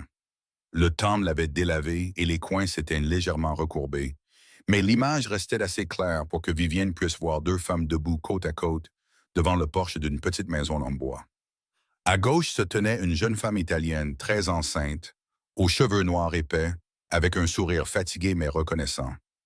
À droite se tenait une femme américaine aux cheveux châtain clairs, aux yeux vifs et chaleureux, et au large sourire naturel de quelqu'un qui ne savait pas qu'on la photographiait. Le cœur de Vivienne a frappé fort contre ses côtes. Elle laisse rester là à regarder la photographie, et quelque chose lui a griffé la poitrine. Quelque chose de si familier que cela l'a presque étouffée, mais elle ne parvenait pas à le saisir. La femme américaine sur la photo, ses yeux, ce sourire, avaient quelque chose qu'elle connaissait, quelque chose qu'elle sentait dans ses os. Mais la photographie était trop vieille, trop délavée, et son esprit essayait déjà de retenir trop de choses à la fois, alors les pièces ne s'assemblaient pas. « Qui est-ce sur cette photo ?» a-t-elle demandé quand Max est passé. Max s'est arrêté et a regardé la photographie avec une expression que Vivienne a immédiatement reconnue comme de la nostalgie. « Ma mère quand elle était jeune, a-t-il dit, et la femme qui l'a sauvée quand elle était sans abri. Je ne l'ai jamais rencontrée. Ma mère a perdu contact avec elle il y a des années, mais elle l'appelait toujours mon ange. C'est grâce à elle que je suis en vie. » Vivienne a de nouveau regardé la photo. Les yeux de la femme américaine semblaient la fixer à travers le temps et quelque chose en elle a tremblé, mais pas encore assez fort pour se briser. À ce moment-là, Ranata a traversé le couloir, se déplaçant lentement avec sa canne à la main. Elle s'est arrêtée devant la photographie, l'a fixée longuement, puis a murmuré quelque chose en italien que ni Max ni Vivienne n'ont compris. Sa voix tremblait, ses yeux brillaient, mais elle n'a pas expliqué. Elle a seulement secoué doucement la tête comme si elle parlait à quelqu'un qu'elle seule pouvait voir, puis a continué vers la cuisine, laissant derrière elle le doux parfum de lavande et un mystère flottant dans l'air qu'aucun des trois ne pouvait tout à fait toucher. Vivienne a mis ce là de côté. Elle était trop fatiguée. Trop de choses s'étaient passées dans sa vie ces dernières semaines. Trop de changements, trop d'émotions pour poursuivre un sentiment à moitié formé, suscité par une vieille photographie d'inconnu. Elle a suivi Ranata dans la cuisine, s'est assise à table et a laissé l'odeur de la sauce tomate et du basilic remplir l'espace que la question sans réponse avait laissé. Elle a laissé cette photographie de côté, mais la réponse attendait déjà dans le sac à dos qu'elle avait porté pendant toutes ces nuits d'errance. Dans les semaines qui ont suivi, le lien entre Vivien et Max a pris forme d'une manière pour laquelle elle n'avait pas de mots. Ce n'était pas de l'amour, ni de l'amitié, ni une simple gratitude, mais quelque chose qui vivait quelque part entre toutes ces choses. Silencieux et stable comme les fondations d'un bâtiment, invisible mais indéniablement là. Max passait à l'appartement 2 ou 3 fois par semaine. Il ne restait jamais plus de 45 minutes et il ne venait jamais sans la prévenir d'abord. Il apportait des livres, ceux-là même qu'elle avait mentionné vouloir lire dans une conversation précédente. Et il s'en souvenait sans qu'on ait besoin de le lui rappeler. Il demandait comment elle se sentait, si Rosie donnait des coups de pied forts, si le cours de comptabilité en ligne était difficile, puis il partait. Il ne s'asseyait jamais trop près. Il ne la touchait jamais à moins qu'elle ne tende la main la première. La première, il ne la regardait jamais comme Bryce le faisait, avec ce regard plein d'intention, de calcul, d'appétit. Max la regardait avec respect. Le genre de respect que Vivienne a réalisé n'avoir jamais reçu d'aucun homme auparavant. Et cette prise de conscience la rendait à la fois reconnaissante et triste. Vivienne a commencé à lui faire confiance. Pas le genre de confiance aveugle qu'elle avait autrefois accordé à Bryce, mais le genre construit lentement à partir de petites actions répétées encore et encore, sans rien demander en retour. Mais un jeudi après-midi, tout a changé. Ranata l'avait invitée au domaine pour le dîner comme d'habitude. Mais cette fois, Vivienne est arrivée près d'1 heure en avance car son rendez-vous prénatal avait été déplacé et elle ne voulait pas retourner jusqu'à l'appartement pour faire demi-tour. Elle est entrée par la porte de service comme toujours et longeait le couloir de marbre, passant devant la photo en noir et blanc sur le mur qui la troublait encore pour des raisons qu'elle ne pouvait expliquer. Et puis, elle a entendu la voix de Max venant du bureau. La porte était entr'ouverte, pas plus large qu'une main. C'était la voix de Max, mais pas le Max qu'elle connaissait. Pas la voix douce qui demandait si Rosie donnait des coups de pied forts. Pas la voix calme qui lui avait dit « Vous êtes en sécurité sur le banc de pierre pendant cette nuit de pluie verglaçante ». Cette voix était froide, dure, tranchante comme une lame posée sur une gorge. « Dis à Benedetto », a dit Max, chaque mot lent et clair, comme s'il épelait une sentence, que si ces hommes franchissent Jefferson Street une fois de plus, il n'aura plus à se soucier de son territoire. Il devra se soucier de savoir s'il peut encore marcher sur ses 2 jambes. Silence. Puis à la voix de Frank, basse et brève. « Compris, patron. » Vivienne se tenait devant la porte entr'ouverte et a regardé à travers l'étroite fente. Frank était à côté du bureau de Max, le dos droit, et sa main droite frôlait légèrement quelque chose sous le côté gauche de sa veste de costume. Le genre de contact qui n'était pas délibéré, mais automatique, instinctif, l'habitude d'un homme qui portait toujours cette chose sur lui. Vivienne savait ce que c'était. Elle n'avait pas besoin de le voir. Elle a reculé, 1 pas, 2, sans faire de bruit. Elle s'est retournée, a redescendu le couloir, est sortie par la porte arrière et a quitté le domaine avant que quiconque ne sache qu'elle était arrivée. Dans le taxi qui la ramenait à l'appartement, elle était assise en silence, les 2 mains posées sur son ventre, les yeux fixés droit devant elle sans rien voir. La voix de Max résonnait dans son esprit, froide et tranchante. La voix d'un homme qui ne faisait pas de menaces en l'air, mais qui menaçait parce qu'il avait le pouvoir de les exécuter. Cette nuit-là, Vivienne était allongée dans son lit, dans l'appartement que Max lui avait prêté. Elle fixait le plafond, incapable de dormir. Rosie donnait de légers coups de pied à l'intérieur d'elle, encore et encore, comme si le bébé ne se souciait pas du tout de ce que sa mère venait d'entendre. Vivienne a posé une main sur l'endroit où Rosie donnait des coups et s'est demandé, pour la première fois depuis que Max l'avait trouvée sur ce banc de pierre, qui était vraiment l'homme qui la protégeait, elle et sa fille. Toute la sécurité qu'elle avait construite au cours des dernières semaines, le lit chaud, les repas complets, le battement de cœur fort dans la salle d'échographie, le sourire de Ranata, tout cela tremblait soudain sur des fondations dont elle n'était plus certaine qu'elles étaient solides. Et ce n'était même pas ce qui la tenait le plus éveillée. C'était la question sous-jacente. S'il était dangereux, pourquoi se sentait-elle le plus en sécurité chaque fois qu'il était près d'elle? Le lendemain matin, Vivienne a appelé Max et lui a dit qu'elle devait le voir. Pas au domaine, pas dans un restaurant, à l'appartement, seule. Quand Max est arrivé, elle était déjà assise sur le canapé, le dos droit, les 2 mains posées sur son ventre de 6 mois, le regardant avec des yeux orageux et insomniaques, complètement privée de repos la nuit précédente, mais sans aucune peur. Il y avait autre chose en eux, de la détermination. Elle ne l'a pas invité à s'asseoir, elle n'a pas versé d'eau, elle l'a regardé droit dans les yeux et a dit « Je suis venu au domaine tôt hier, la porte de votre bureau était ouverte. J'ai tout entendu. Max se tenait près de la porte et elle a vu son corps changer en l'espace d'un battement de cœur. Pas de surprise, pas de panique, mais l'immobilité soudaine d'un homme qui venait de recalculer toute la situation dans sa tête. Il n'a pas demandé ce qu'elle avait entendu. Il le savait. Qui es-tu, Max? A demandé Vivien. Qui es-tu vraiment? Le silence s'est étiré sur 3 respirations. Max ne s'est pas assis. Il est resté là à la regarder et elle a réalisé qu'il ne pesait pas le pour et le contre de mentir ou de dire la vérité. Il pesait la quantité de vérité à donner. Puis il a décidé. Je suis le genre d'homme que vous auriez fui au lieu de dîner avec il y a 3 semaines, a-t-il dit, sa voix calme. Ni défensive ni apologétique. Si cette nuit-là, sur le banc de pierre, vous aviez connu mon nom, su ce que les gens disent de moi, vous n'auriez jamais pris ce manteau. Vivienne n'a pas détourné le regard. Elle avait vécu assez longtemps dans les rues de Chicago pour savoir que le monde ne se divisait pas nettement en noir et blanc comme on vous l'apprend à l'école.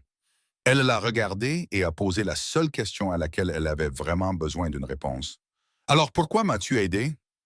Max a pris une profonde inspiration. Et quand il a répondu, sa voix n'était pas celle d'un patron, ni celle d'un PDG, mais la voix d'un fils qui avait grandi en écoutant sa mère raconter la même histoire chaque nuit. Parce que ma mère a été vous un jour, enceinte, sans abri, sans le sou, sans personne pour l'aider. Et une étrangère s'est arrêtée. Elle ne savait pas qui était ma mère, n'a pas demandé d'où elle venait, n'a pas posé de conditions, elle s'est juste arrêtée. Il a fait une pause, puis a continué. Et si cette femme avait su que l'enfant qu'elle sauvait grandirait pour devenir quelqu'un comme moi, je crois qu'elle l'aurait fait quand même. Parce que la gentillesse ne demande pas qui est le destinataire. Vivienne a écouté et elle a senti chaque mot tomber dans l'espace vide à l'intérieur d'elle, ne le remplissant pas, mais atteignant au moins ses parois. Elle a compris. Elle a compris plus profondément que Max n'aurait pu l'imaginer, car sa mère, Catherine Hartley, avait été ce genre de personne aussi. Le genre qui s'arrêtait quand personne d'autre ne le faisait. Le genre qui ouvrait la porte quand toutes les autres maisons restaient fermées. Mais comprendre ne signifiait pas être d'accord. Je ne suis pas d'accord avec ton monde, a dit Vivienne, sa voix lente, claire, chaque mot portant son propre poids. Je ne le serai jamais. Mais le monde respectable ne m'a pas sauvé, Max. Elle a baissé les yeux sur ses mains, les mains qui avaient porté des bols de soupe aux clients à 3 heures du matin, les mains qui s'étaient battues avec un homme ivre pour son sac à dos sur Maxwell Street. Mon employeur était respectable. Elle m'a renvoyé. Mon propriétaire était respectable. Il a jeté mes affaires dans la rue. J'ai frappé à 12 portes pour chercher du travail. Et 12 personnes respectables ne m'ont rien donné. Mais toi, l'homme que je viens d'entendre menacer de casser les jambes de quelqu'un, tu as été le seul à t'arrêter à ce banc cette nuit-là. Silence. Rosie a donné un coup de pied fort, une fois, comme pour marquer un rythme dans la conversation. Vivienne a posé sa main sur l'endroit où sa fille avait donné un coup, puis a relevé les yeux. Je reste à cause de Rosie, a-t-elle dit, et sa voix ne tremblait pas, ne demandait pas la permission, ne débordait pas de gratitude. Pas parce que je suis d'accord avec toi, pas parce que j'accepte ton monde, mais parce que ma fille a besoin d'être en sécurité. Et en ce moment, c'est l'endroit le plus sûr qu'elle est. Mais écoute-moi bien, si jamais ton monde touche mon enfant, ne serait-ce qu'un cheveu, je partirai et tu ne nous retrouveras pas. Max l'a regardé et quelque chose a changé dans ses yeux. Pas de la colère, pas de l'offense. Quelque chose de plus proche du respect. Cette femme, la femme qu'il avait trouvée presque morte de froid sur un banc de pierre, regardait maintenant droit dans les yeux de l'homme que tout le Southside n'oserait pas nommer à voix haute et traçait une ligne qu'il n'était pas autorisé à franchir. Il ne vous touchera pas, a dit Max. Pas de grandes promesses, pas de serments élaborés, juste 5 mots. Et tous deux ont compris que ces mots étaient un accord. Vivienne a hoché la tête. La ligne avait été tracée. Elle n'était plus la jeune fille de 21 ans qui croyait aux douces promesses chuchotées dans un restaurant à 3 heures du matin. Elle était une femme de 27 ans, assise en face d'un chef de la mafia, enceinte de 6 mois, lui disant exactement où ses limites s'arrêtaient. Elle acceptait l'obscurité qui l'entourait, mais elle ne savait pas encore que cette obscurité était sur le point de faire quelque chose que la lumière n'aurait jamais pu faire. L'appel est arrivé à 8 heures le samedi matin, de la part de Max, et sa voix ne ressemblait à rien de ce qu'elle avait entendu de lui auparavant. Pas froide et dure comme elle l'avait entendu à travers la porte entr'ouverte du bureau l'autre jour, et pas calme et contrôlée comme elle l'était dans toute leur conversation, mais la voix de quelqu'un qui essayait de cacher sa propre confusion. « Vivienne, pourriez-vous venir au domaine? Ma mère veut vous voir. Elle a une bonne journée. » Vivienne a compris exactement ce que signifiait une bonne journée.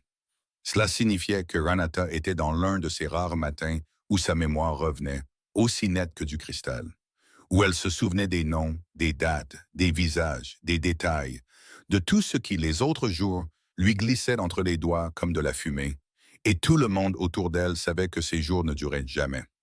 Alors, quand ils arrivaient, tout le reste devait s'arrêter. Vivienne est arrivée au domaine en 40 minutes.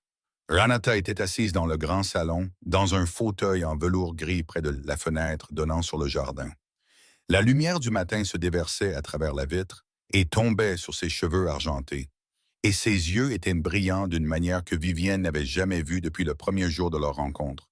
Brillants non pas d'émotion, mais de clarté, de présence complète, d'être entièrement ici, entièrement maintenant, dans ce moment. « Assieds-toi à côté de moi, ma fille, » a-t-elle dit, sa voix claire, stable, ne tremblant pas, ne glissant pas entre l'italien et l'anglais comme d'habitude. Elle a tapoté l'espace vide à côté de son siège. Et quand Vivienne s'est assise, Ranata a pris ses deux mains dans les siennes, ridées. Mais aujourd'hui, sa prise était ferme. Pas le contact hésitant et tremblant des autres fois, mais la prise de quelqu'un qui savait exactement ce qu'elle tenait. « Je veux te raconter une histoire, » a-t-elle dit, avant que j'oublie à nouveau. Max se tenait près de la porte, le dos contre le mur, les deux bras croisés sur sa poitrine. Il avait entendu cette histoire des centaines de fois dans sa vie, mais chaque fois que sa mère la racontait, il se tenait là et écoutait comme si c'était la première fois, car il savait que chaque récit pourrait être la dernière fois qu'elle s'en souviendrait assez clairement pour la raconter jusqu'au bout. Ranata a pris une profonde inspiration, puis a commencé. 1989. J'étais enceinte de 7 mois de Maxfield. Mon mari, Marco, est tombé malade. Ne pouvait plus travailler. Le propriétaire nous a mis à la porte. Je n'avais personne dans ce pays à part Marco et l'enfant dans mon ventre. J'ai dormi dans une gare abandonnée près de Union Station. 6 semaines, sol en béton, carton et froid. Elle a fait une pause, ses yeux dérivant au-delà de la fenêtre, comme si elle revoyait cette gare. Ce sol en béton, ce froid. J'étais sur le point d'abandonner. Je pensais que nous allions mourir là tous les deux et que personne ne nous trouverait avant le printemps. Puis une nuit, dans une tempête de neige, la nuit la plus froide de cet hiver, une femme m'a trouvé. Elle n'était pas riche. Elle avait une petite maison de 2 étages près des voies ferrées, un salaire d'institutrice. Mais elle s'est agenouillée à côté de moi et enlevé son manteau et a dit « Viens avec moi, j'ai une maison. Elle est petite, mais elle est chaude. Elle m'a donné un endroit où rester pendant 4 mois, m'a nourri, m'a emmené au rendez-vous chez le médecin et est resté à mes côtés quand j'ai donné naissance à Maxfield. » Ranata a resserré sa prise sur les mains de Vivienne. Je lui ai demandé pourquoi elle faisait tout ça pour une étrangère. Elle a dit « La gentillesse, c'est comme jeter une pierre dans l'eau.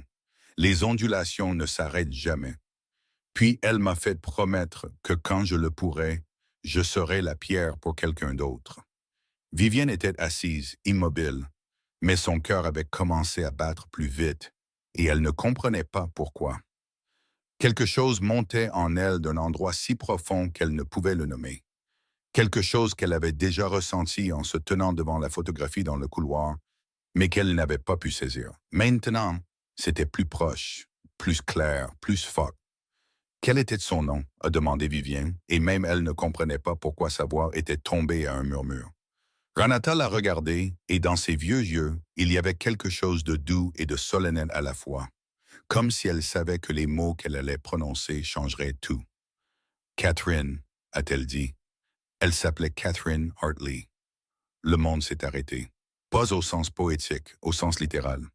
Tout dans la pièce a cessé de bouger. La lumière du soleil s'est figée sur le sol. L'air s'est épaissi. Le cœur de Vivienne a manqué un battement, puis a repris sa course si fort qu'elle pouvait l'entendre battre dans ses oreilles. Elle ne pouvait plus respirer. Catherine Hartley, sa mère. Vivienne s'est levée, les jambes tremblantes, son ventre de 6 mois la forçant à s'appuyer sur l'accoudoir du fauteuil pour rester debout. Elle a regardé autour de la pièce comme quelqu'un qui marche dans un rêve. Puis ses yeux ont trouvé le vieux sac à dos qu'elle avait apporté avec elle. Le sac à dos qu'elle avait serré pendant toutes ses nuits dans la rue. Le sac à dos qu'elle avait arraché à l'homme ivre sur Maxwell Street et pour lequel elle avait accepté la déchirure de son manteau, car à l'intérieur se trouvait la dernière chose qui lui restait de sa mère. Elle a ouvert la fermeture éclair avec des mains si tremblantes qu'elle a dû s'y reprendre à 2 fois. Elle a fouillé parmi les vêtements pliés, les documents, et a sorti une petite photographie pliée en deux, les coins jaunis et recourbés par le temps. Elle l'a ouverte. 2 femmes debout devant le porche d'une petite maison en bois. Les 2 mêmes femmes, la même maison, le même jour, mais prises sous un angle différent. Vivienne a couru dans le couloir, s'est arrêtée devant la vieille photographie en noir et blanc accrochée au mur. La photographie qu'elle avait fixée des semaines plus tôt et qu'elle avait trouvée douloureusement familière sans comprendre pourquoi. Elle a placé sa petite photographie à côté de celle sur le mur. 2 morceaux de la même vérité, 2 angles du même moment. Elle les correspondait parfaitement. Ma mère, a murmuré Vivienne, sa voix se brisant comme du verre tombé sur la pierre. Catherine Hartley était ma mère. Elle est morte quand j'avais 19 ans. Un accident de voiture sur Lakeshore Drive. Elle me disait toujours, ce monde est très froid, Vive, alors tu dois être le feu. Ranata se tenait derrière elle, une main sur sa canne, l'autre couvrant sa bouche, des larmes glissant entre les interstices de ses doigts ridés. Catherine, a-t-elle pleuré. Oh, Catherine, ta fille est là. Max s'appuyait contre le mur du couloir. Il ne parlait pas. Il ne pouvait pas. L'homme qui pouvait commander tout un réseau clandestin à travers les grands lacs Sanciliers. L'homme dont le nom pouvait faire baisser la voix de tout le Southside se tenait maintenant immobile, le dos contre la pierre froide, et une larme glissant sur sa joue avant qu'il ne puisse l'arrêter. Car maintenant, il comprenait. Il comprenait pourquoi il s'était arrêté à ce banc cette nuit-là. Il comprenait pourquoi, lorsqu'il avait entendu le nom Hartley pour la première fois, quelque chose en lui l'avait reconnu avant que son esprit ne s'en rende compte. Il comprenait pourquoi il avait appelé cela une vieille dette sans même savoir à qui elle appartenait. Maintenant, il savait. L'univers n'avait pas mis une inconnue sur son chemin. Il l'avait ramené à l'endroit exact où la gentillesse avait donné naissance à sa propre vie. La nuit où le secret a éclaté au grand jour, après que Ranata soit allé se coucher et que Vivienne soit retournée à l'appartement, Max était assis seul dans son bureau. Il fixait la photographie des 2 femmes dans le couloir, une photographie qu'il avait passée 1000 fois dans sa vie sans jamais comprendre pleinement ce qu'elle signifiait. Jusqu'à maintenant. Puis, il a pris le téléphone et a appelé Frank. Bryce Keller, a-t-il dit, sa voix calme, sans émotion.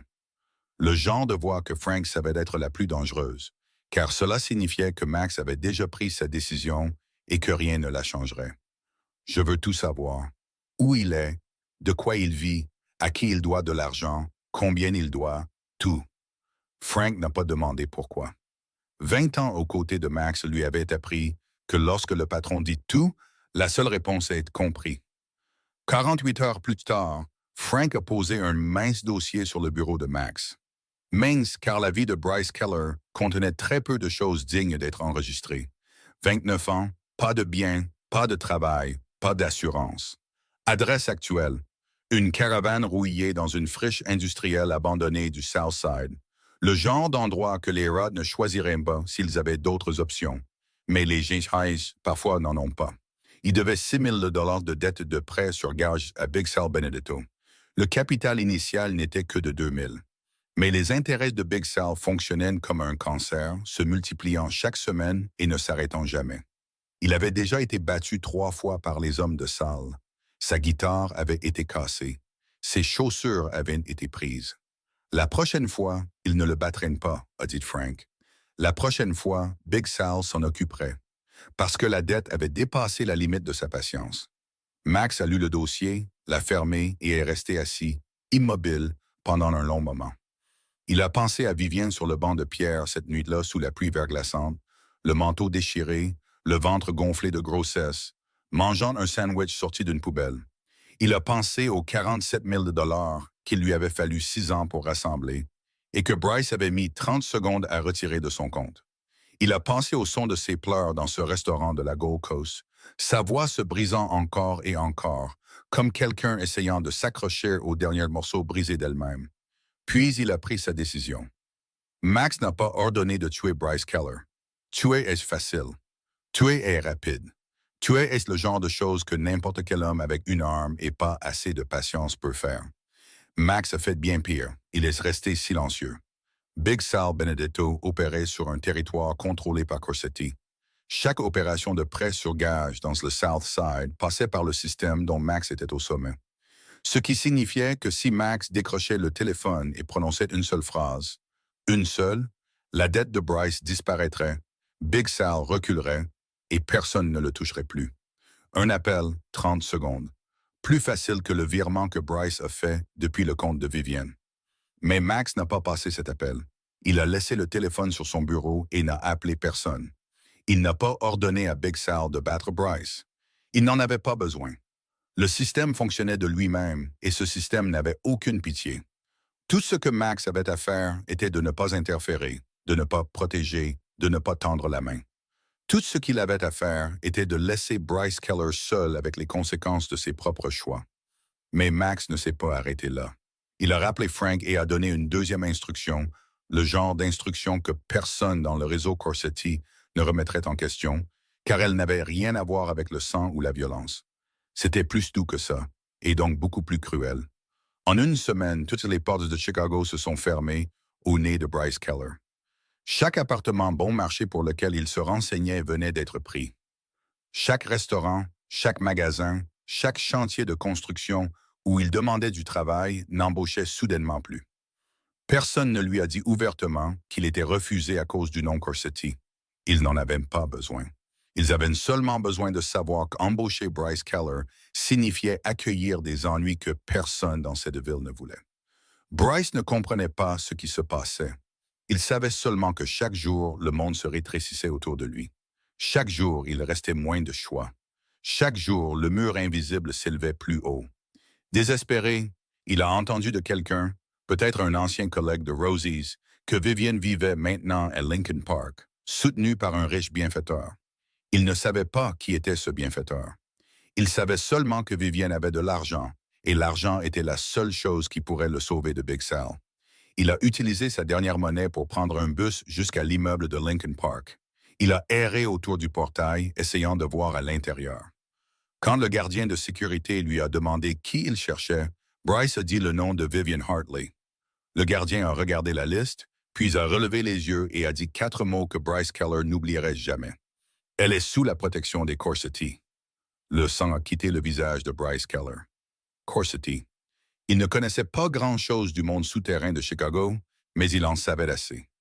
Il savait que Big Sal Benedetto, l'homme dont il avait déjà trop peur pour dormir, n'était qu'un petit poisson nageant dans un étang appartenant à Corsetti. Il savait que les gens ne vont pas chercher quelqu'un sous la protection des Corsetti. Les gens ne frappent pas à la porte de quelqu'un sous la protection des Corsetti. Les gens ne prononcent même pas le nom de quelqu'un sous la protection des Corsetti, à moins de vouloir disparaître. Bryce a reculé, s'est retourné, s'est éloigné plus vite, puis a couru. Il a fui le complexe d'appartements, a fui Lincoln Park, a fui l'idée que Vivienne pourrait le sauver. Car maintenant, il comprenait que s'approcher d'elle signifiait s'approcher de la mort. Vivienne n'a jamais su que Bryce était venu au portail de son appartement. Elle n'a jamais su que Max avait envoyé Frank enquêter sur lui. Elle n'a jamais su que chaque porte de Chicago avait été discrètement fermée au nez de l'homme qui l'avait trahi. Max ne le lui a pas dit. Il ne le lui a pas dit parce que Vivienne avait tracé sa ligne avec une clarté absolue. Si son monde touchait un jour son enfant, elle partirait. Et Max respectait cette ligne. Il s'est occupé de Bryce en utilisant les rouages de son propre monde, mais il l'a gardé de l'autre côté de la frontière que Vivienne avait tracée. Là où elle ne pouvait pas le voir, n'avait pas besoin de le savoir et n'aurait jamais à se salir les mains. Bryce n'a pas été tué. Il a été effacé. Et c'était pire que la mort, car il était forcé de continuer à vivre avec la solitude exacte qu'il avait autrefois infligée à Vivienne. Juin est arrivé sous le ciel le plus bleu que Chicago ait jamais semblé pouvoir invoquer après ces longues semaines de pluie de fin de printemps. Un bleu si profond et si clair qu'on avait l'impression que la ville avait lavé toute sa saleté et décidé de recommencer. Vivienne s'est réveillée à 4 heures du matin avec la première contraction forte. Elle laisse rester immobile quelques secondes, une main posée sur son ventre de 9 mois, le souffle coupé. Puis la deuxième contraction est arrivée et elle a su. Pas une fausse douleur, pas des contractions de Braxton Hicks. Rosie arrivait. Elle a appelé Max à 4h15. Il a répondu avant la deuxième sonnerie, sa voix immédiatement alerte. Le genre d'alerte qui appartient à un homme qui ne dort jamais vraiment profondément, car le monde dans lequel il vit ne le permet pas. Rosie, a-t-il demandé, seulement ce mot. Et Vivienne a dit oui, aussi un seul mot. Et 12 minutes plus tard, le SUV noir attendait déjà devant l'appartement de Lincoln Park. Frank conduisait. Max était assis à l'arrière à côté de Vivienne. Ranata était assise à l'avant, ses cheveux argentés, pas encore bien coiffés, un manteau jeté à la hâte sur sa chemise de nuit, mais ses yeux brillaient et sa main serrait cette canne en ébène comme on serre une arme. Elle attendait ce jour. Hôpital Northwestern Memorial, l'aile de maternité privée, la chambre que le docteur Miriam Walsh avait réservée à l'avance. Vivienne était allongée sur le lit d'hôpital dans une blouse bleu pâle, les sangles du moniteur enroulées autour de son ventre. Et pour la première fois de sa vie, elle est entrée dans un hôpital non pas entouré de peur, mais de soins. Ranata était assise à côté du lit, lui tenant la main dès la première minute, ne la lâchant jamais, ne se fatiguant jamais. Sa main ridée toujours aussi forte que l'acier. Chaque fois que les contractions venaient, toutes les quelques minutes, elle se penchait près de l'oreille de Vivienne et murmurait en italien. Des mots que Vivienne ne comprenait pas, mais des sentiments qu'elle comprenait. Car le langage du réconfort n'a pas besoin de traduction. Elle essuyait la sueur du front de Vivienne avec un mouchoir brodé de fleurs de lavande. Un mouchoir qu'elle avait apporté de Sicile 40 ans plus tôt, le même qu'elle avait autrefois utilisé pour essuyer ses propres larmes sur le sol de Union Station. Et maintenant, elle l'utilisait pour la fille de la femme qui l'avait sauvée. Un cercle qui se referme. Dans le couloir, Max faisait les 100 pas, d'un mur à l'autre, puis en arrière, puis en avant, puis de nouveau en arrière. Ses pas étaient réguliers comme le tic-tac d'une horloge, mais sa respiration n'était pas du tout régulière.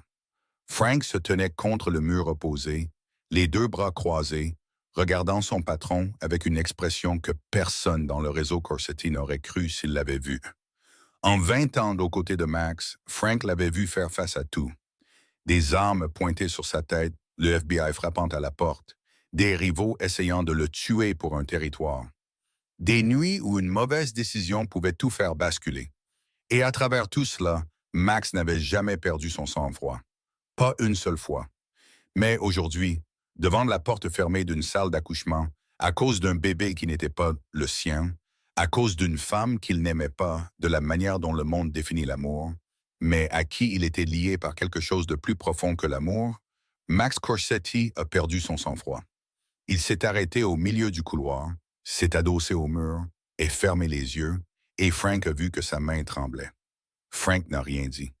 Il y a des moments où le silence est le seul cadeau qu'un assistant peut s'offrir à son patron. À 15 miles au sud, dans la caravane rouillée de la friche industrielle abandonnée, Bryce Keller était allongé sur le sol métallique froid et fixait le plafond qui fuyait. Ce soir, il ne pouvait pas dormir. Pas à cause du froid. L'été à Chicago apporte de la chaleur même dans une caravane, mais à cause du silence. Ce silence épais et lourd qui appartient à un homme qui a été coupé de tous les fils le reliant au monde. Personne n'appelait. Personne ne venait. Personne ne savait qu'il était là. La guitare était partie.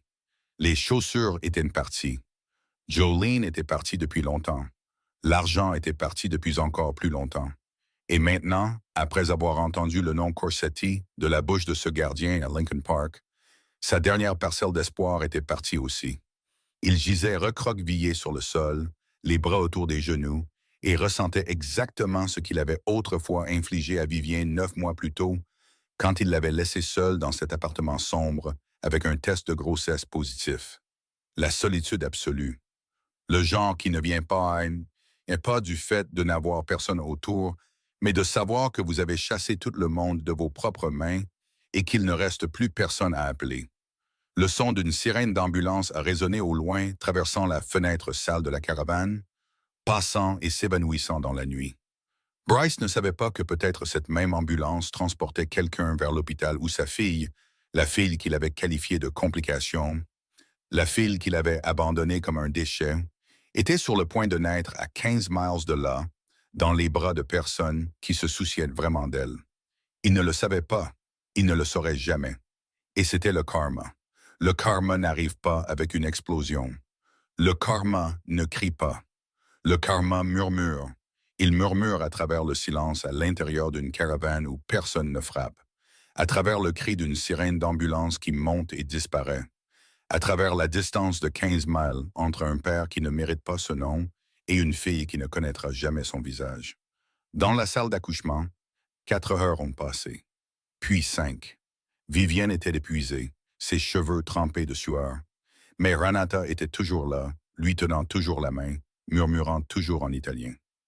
Le docteur Myriam a regardé le moniteur, son front se plissant lorsque le rythme cardiaque de Rossi a chuté pendant quelques minutes tendues. Les infirmières se sont déplacées plus rapidement. Renata a serré la main de Vivien jusqu'à ce que ses jointures blanchissent, et dans le couloir, Max a entendu les pas précipités, a retenu sa respiration et s'est levé de sa chaise. Puis, le rythme cardiaque de Rosie s'est à nouveau stabilisé. Le docteur Myriam a expiré. Renata a desserré sa prise mais n'a pas lâché. Et à la 6e heure, Vivienne a poussé une dernière fois avec toute la force qui lui restait. Avec la force d'une femme qui avait survécu aux rues, à la trahison, à un banc de pierres gelées, à tout ce que la vie lui avait jeté. Et puis un cri a déchiré la salle d'accouchement, fort et puissant, comme une déclaration au monde entier. Ce cri ne ressemblait à aucun son que Vivien avait jamais entendu dans sa vie. Il était fort, retentissant, décidé, sans l'hésitation d'un nouveau-né entrant dans le monde. Il ressemblait plus à une déclaration de quelqu'un qui s'était battu trop longtemps pour arriver ici et qui refusait maintenant de rester silencieux une seconde de plus. Le docteur Myriam a posé le bébé sur la poitrine de Vivien, peau contre peau, brûlant de chaleur. Et à ce moment-là, tout le reste a disparu. La salle d'accouchement a disparu. Le bip des moniteurs a disparu. Les lumières fluorescentes ont disparu. Il n'y avait que Vivien et le bébé allongés contre elle. Minuscule, rougeau, une petite main plus petite que le pouce de Vivien se refermant sur l'air, comme pour essayer de s'accrocher à ce nouveau monde dans lequel elle venait de tomber. Vivien a pleuré. Pas le genre de pleurs qui vient de la douleur. Pas le genre qui vient du chagrin. Pas le genre qu'elle avait eu sur le banc de pierre ou dans l'appartement vide ou à côté de la poubelle près de la station de métro. C'était un genre de pleurs dont elle n'avait jamais su l'existence. Le genre qui vient quand votre cœur devient plus grand que votre poitrine, ne peut le contenir et se brise, non pas à cause de la blessure, mais parce qu'il est trop plein. « Rosalind » a-t-elle murmuré, ses lèvres touchant le sommet de la tête de sa fille, où les cheveux doux et humides ressemblaient à du duvet. « Rosie, tu es là maintenant. Maman est là maintenant. » L'infirmière a enveloppé Rosie dans une couverture rose pâle, a placé un petit bonnet tricoté sur sa tête, et Vivien s'est adossé aux oreillers, si épuisée que chaque muscle de son corps tremblait, mais radieuse. Pas radieuse de la manière dont on dit que les gens en bonne santé ou beaux sont radieux, mais radieuse de la manière dont quelqu'un regarde après avoir traversé la plus longue obscurité de sa vie et voit enfin la lumière de l'autre côté. Le genre de rayonnement qu'aucun maquillage et aucun vêtement coûteux ne peuvent créer. Seule la vie elle-même le peut. 1 minute plus tard, la porte de la salle d'accouchement s'est ouverte doucement. Max est entré et Vivienne a réalisé qu'elle ne l'avait jamais vu comme ça auparavant. Maxfield Corsetti, Corsetti, l'homme dont le nom pouvait faire baisser la voix de toute une ville, l'homme que Frank avait suivi pendant 20 ans sans jamais voir ses mains trembler, est entré dans cette pièce avec des pas si lents, si silencieux, presque révérencieux, comme s'il entrait dans quelque chose de sacré et craignait de ne pas mériter d'être là. Il a regardé Vivien, a regardé le bébé dans ses bras, puis s'est arrêté à 2 pas du lit, n'osant pas s'approcher davantage jusqu'à ce que Vivien sourie et dise « Viens le rencontrer ». Max s'est approché du lit. Vivienne a soulevé Rosie à 2 mains, avec précaution, lentement, et l'a placée dans les bras de Max. Il était la 2e personne au monde à tenir Rosalind Hartley. Ses mains étaient grandes et rudes, des mains qui avaient signé des contrats valant des millions, et aussi fait des choses dont les ombres ne parlent pas. Mais quand il a soulevé ce bébé, Son contact était si léger que Vivienne a presque eu l'impression qu'il ne la touchait pas du tout. Max a baissé les yeux sur le visage de Rosie. De minuscules yeux bien fermés, des cils fins comme des fils de soie, un petit nez, une petite bouche, tout si petit que cela semblait à peine réel. Mais ses doigts se sont instinctivement enroulés autour du petit doigt de Max, et cette petite prise l'a frappé plus fort à la poitrine que n'importe quelle balle ne l'avait jamais fait. Ce bébé avait survécu à la faim, à la peur, à la trahison de son père, aux nuits où sa mère gisait sur un banc de pierre gelée, cherchant les restes que la ville avait jetés, au vent du lac Michigan qui traversait la déchirure du manteau de sa mère. Toutes les choses qu'aucun enfant ne devrait jamais avoir à endurer avant de prendre sa première respiration. Et pourtant, elle était là, s'accrochant, refusant de lâcher prise. L'émotion qui montait dans la poitrine de Max est venue si soudainement et avec une telle force qu'il a dû se mordre l'intérieur de la lèvre. Il n'a pas pleuré. Il ne pouvait pas. Pas par fierté, mais parce que s'il commençait, il ne savait pas où il s'arrêterait. Et Maxfield Corsetti n'était pas un homme habitué à perdre le contrôle de lui-même. Mais ses yeux étaient rouges, et sa voix, quand il s'est penché et a embrassé le front de Rosie, a tremblé. A tremblé d'une manière que Frank, debout juste devant la porte, ait entendu et a dû détourner le visage car il ne voulait pas voir son patron comme ça. « Ta mère s'est battue pour toi », a murmuré Max, ses lèvres touchant presque le front de Rosie, son souffle chaud contre sa peau. « Ta mère a traversé l'enfer pour que tu puisses être ici. Et tu vas faire des choses extraordinaires, Rosaline. Tu ne dormiras jamais sur un banc de pierre. Tu n'auras jamais à compter sur la froide charité des restes d'un étranger. Tu ne sauras jamais ce que c'est que d'être abandonné. Oncle Max te le promet. » Renata se tenait au pied du lit, les deux mains jointes sur le pommeau de sa canne, des larmes coulant sur son visage ridé. Mais elle souriait, le sourire de quelqu'un qui a vécu assez longtemps pour voir le cercle de la vie se refermer d'une manière si parfaite que personne n'oserait croire que c'est réel. Elle a levé les yeux vers le plafond, comme si elle regardait quelqu'un qu'elle seule pouvait voir, et a murmuré d'une voix brisée mais reconnaissante. « Catherine, tu vois, tes ondulations ne se sont jamais arrêtées. » Quelques années plus tard, si vous passez par Armitage Avenue à Lincoln Park un matin de semaine ordinaire, vous verrez un petit bureau niché entre un café et un fleuriste, avec une enseigne en bois sombre gravée de mots simples. Hartley and Rose Financial, conseil financier pour les femmes. Ce n'est pas tape à l'œil, ce n'est pas grandiose, mais si vous regardez à travers la vitre, vous verrez que la salle d'attente est toujours pleine. Des femmes de tous âges assises sur ces chaises, les mains serrées sur des sacs à main ou des dossiers de paperasse. Les yeux portant ce regard que seules les personnes qui ont tout perdu savent porter. Ce mélange de peur et de l'espoir fragile que peut-être, cette fois, les choses seront différentes. Et quand la porte de la salle de consultation s'ouvre, la femme qui en sort n'est pas une banquière distante ou une avocate détachée, mais Vivienne Hartley, 29 ans. Les cheveux châtain clair soigneusement attachés en arrière, une blouse blanche, un sourire chaleureux, et ses yeux bleu-gris que chaque femme dans cette salle d'attente reconnaît immédiatement. Les yeux de quelqu'un qui comprend vraiment. Vivienne a terminé son diplôme de comptabilité 4 mois après la naissance de Rosie, étudiant chaque nuit après que sa fille se soit endormie. L'ordinateur portable ouvert sur la table de la cuisine sous une nappe de lumière jaune, une tasse de thé refroidie à côté, et la respiration régulière de Rosie venant de la petite chambre à travers le babyphone. Elle a ouvert Hartley and Rose Financial 6 mois plus tard, associant son propre nom de famille à celui de sa fille, car ces deux noms ensemble étaient la raison pour laquelle elle était encore debout. L'entreprise n'est pas grande. Elle n'a jamais eu besoin qu'elle soit grande. Elle avait seulement besoin qu'elle soit juste. Chaque cliente qui franchit la porte est une femme dont le mari ou le petit ami contrôlait l'argent, a vidé les comptes, a caché les dettes, l'a forcée à signer des papiers qu'elle ne comprenait pas, ou l'a mise à la rue avec des sacs poubelles noirs contenant toute l'épave de sa vie. Vivien s'assoit en face d'elle, leur prend les mains et dit « Je comprends parce que j'ai été exactement là où vous êtes assise, et vous allez vous relever. » Et elle la croit, non pas à cause du diplôme sur le mur, mais parce que ses yeux ne mentent pas. Sous l'existence de Hartley and Rose, enfouie profondément dans des couches de paperasse juridique que personne ne prend la peine de lire, se trouve un flux de financement anonyme provenant d'une fondation sans nom, sans logo, sans site web. Seulement un virement mensuel régulier d'un compte qu'aucune agence fiscale n'a jamais pu remonter à sa source réelle. Maxfield Corsetti finance Hartley and Rose comme il fait tout. Invisiblement. Pouvoir invisible. Gentillesse invisible. Personne ne connaît le lien entre le chef de la pègre, le plus puissant des Grands Lacs, et ce petit bureau de conseil financier sur Armitage Avenue. Et c'est exactement comme ça qu'ils le veulent tous les deux. Rosalind Hartley grandit non pas dans un manoir ou un domaine, mais dans l'appartement de 2 chambres de Lincoln Park, où sa mère cuisine des pâtes tous les mercredis soirs et lui lit une histoire avant de dormir chaque soir. Exactement comme Catherine Hartley le faisait autrefois pour Vivienne sur le porche de cette maison en bois à Evanston.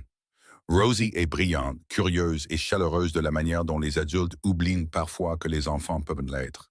Elle appelle Max Oncle Max, et chaque fois qu'il passe, elle court à la porte et enroule ses bras autour de sa jambe avant même qu'il n'ait enlevé son manteau. Elle ne sait pas qui est Oncle Max en dehors de la porte de l'appartement. Elle n'a pas besoin de le savoir. Elle sait seulement qu'Oncle Max apporte toujours un nouveau livre, s'assoit toujours par terre pour jouer avec des blocs ou des puzzles, et lui embrasse toujours le front avant de partir. Avec des yeux juste un peu rouges, bien qu'elle ne soit pas encore assez grande pour comprendre pourquoi. Vivienne enseigne à Rosie ce que sa propre mère lui a enseigné. Ce monde est froid, alors tu dois être le feu. Et Max, à sa manière, enseigne à Rosie que la richesse ne se mesure pas à l'argent sur un compte en banque ou au nombre de voitures dans un garage, mais au nombre de personnes pour lesquelles vous êtes prêt à vous arrêter quand personne d'autre ne s'arrête. Cet après-midi, dans le bureau vitré du 42e étage surplombant tout Chicago, Max Corsetti est assis derrière un bureau en noyer foncé. Un écran devant lui rempli de graphiques de revenus et de contrats attendant sa signature. Mais ses yeux ne sont sur rien de tout cela. Ses yeux sont fixés sur la photographie encadrée d'argent dans le coin du bureau. La seule photographie sur ce bureau. 3 personnes. Lui, Vivien et Rosie, saisis à un moment où aucun d'eux n'essayait de sourire pour un appareil photo. Vivien se tournant vers Rosie pour dire quelque chose, Rosie souriant avec de la glace pleine la bouche.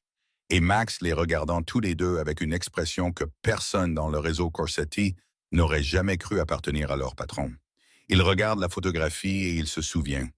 Il se souvient de la pluie verglaçante à Jolson Park. Il se souvient du son de ses propres pas sur le gravier humide. Il se souvient de la forme sur le banc de pierre. Il se souvient des yeux bleu-gris s'ouvrant de terreur.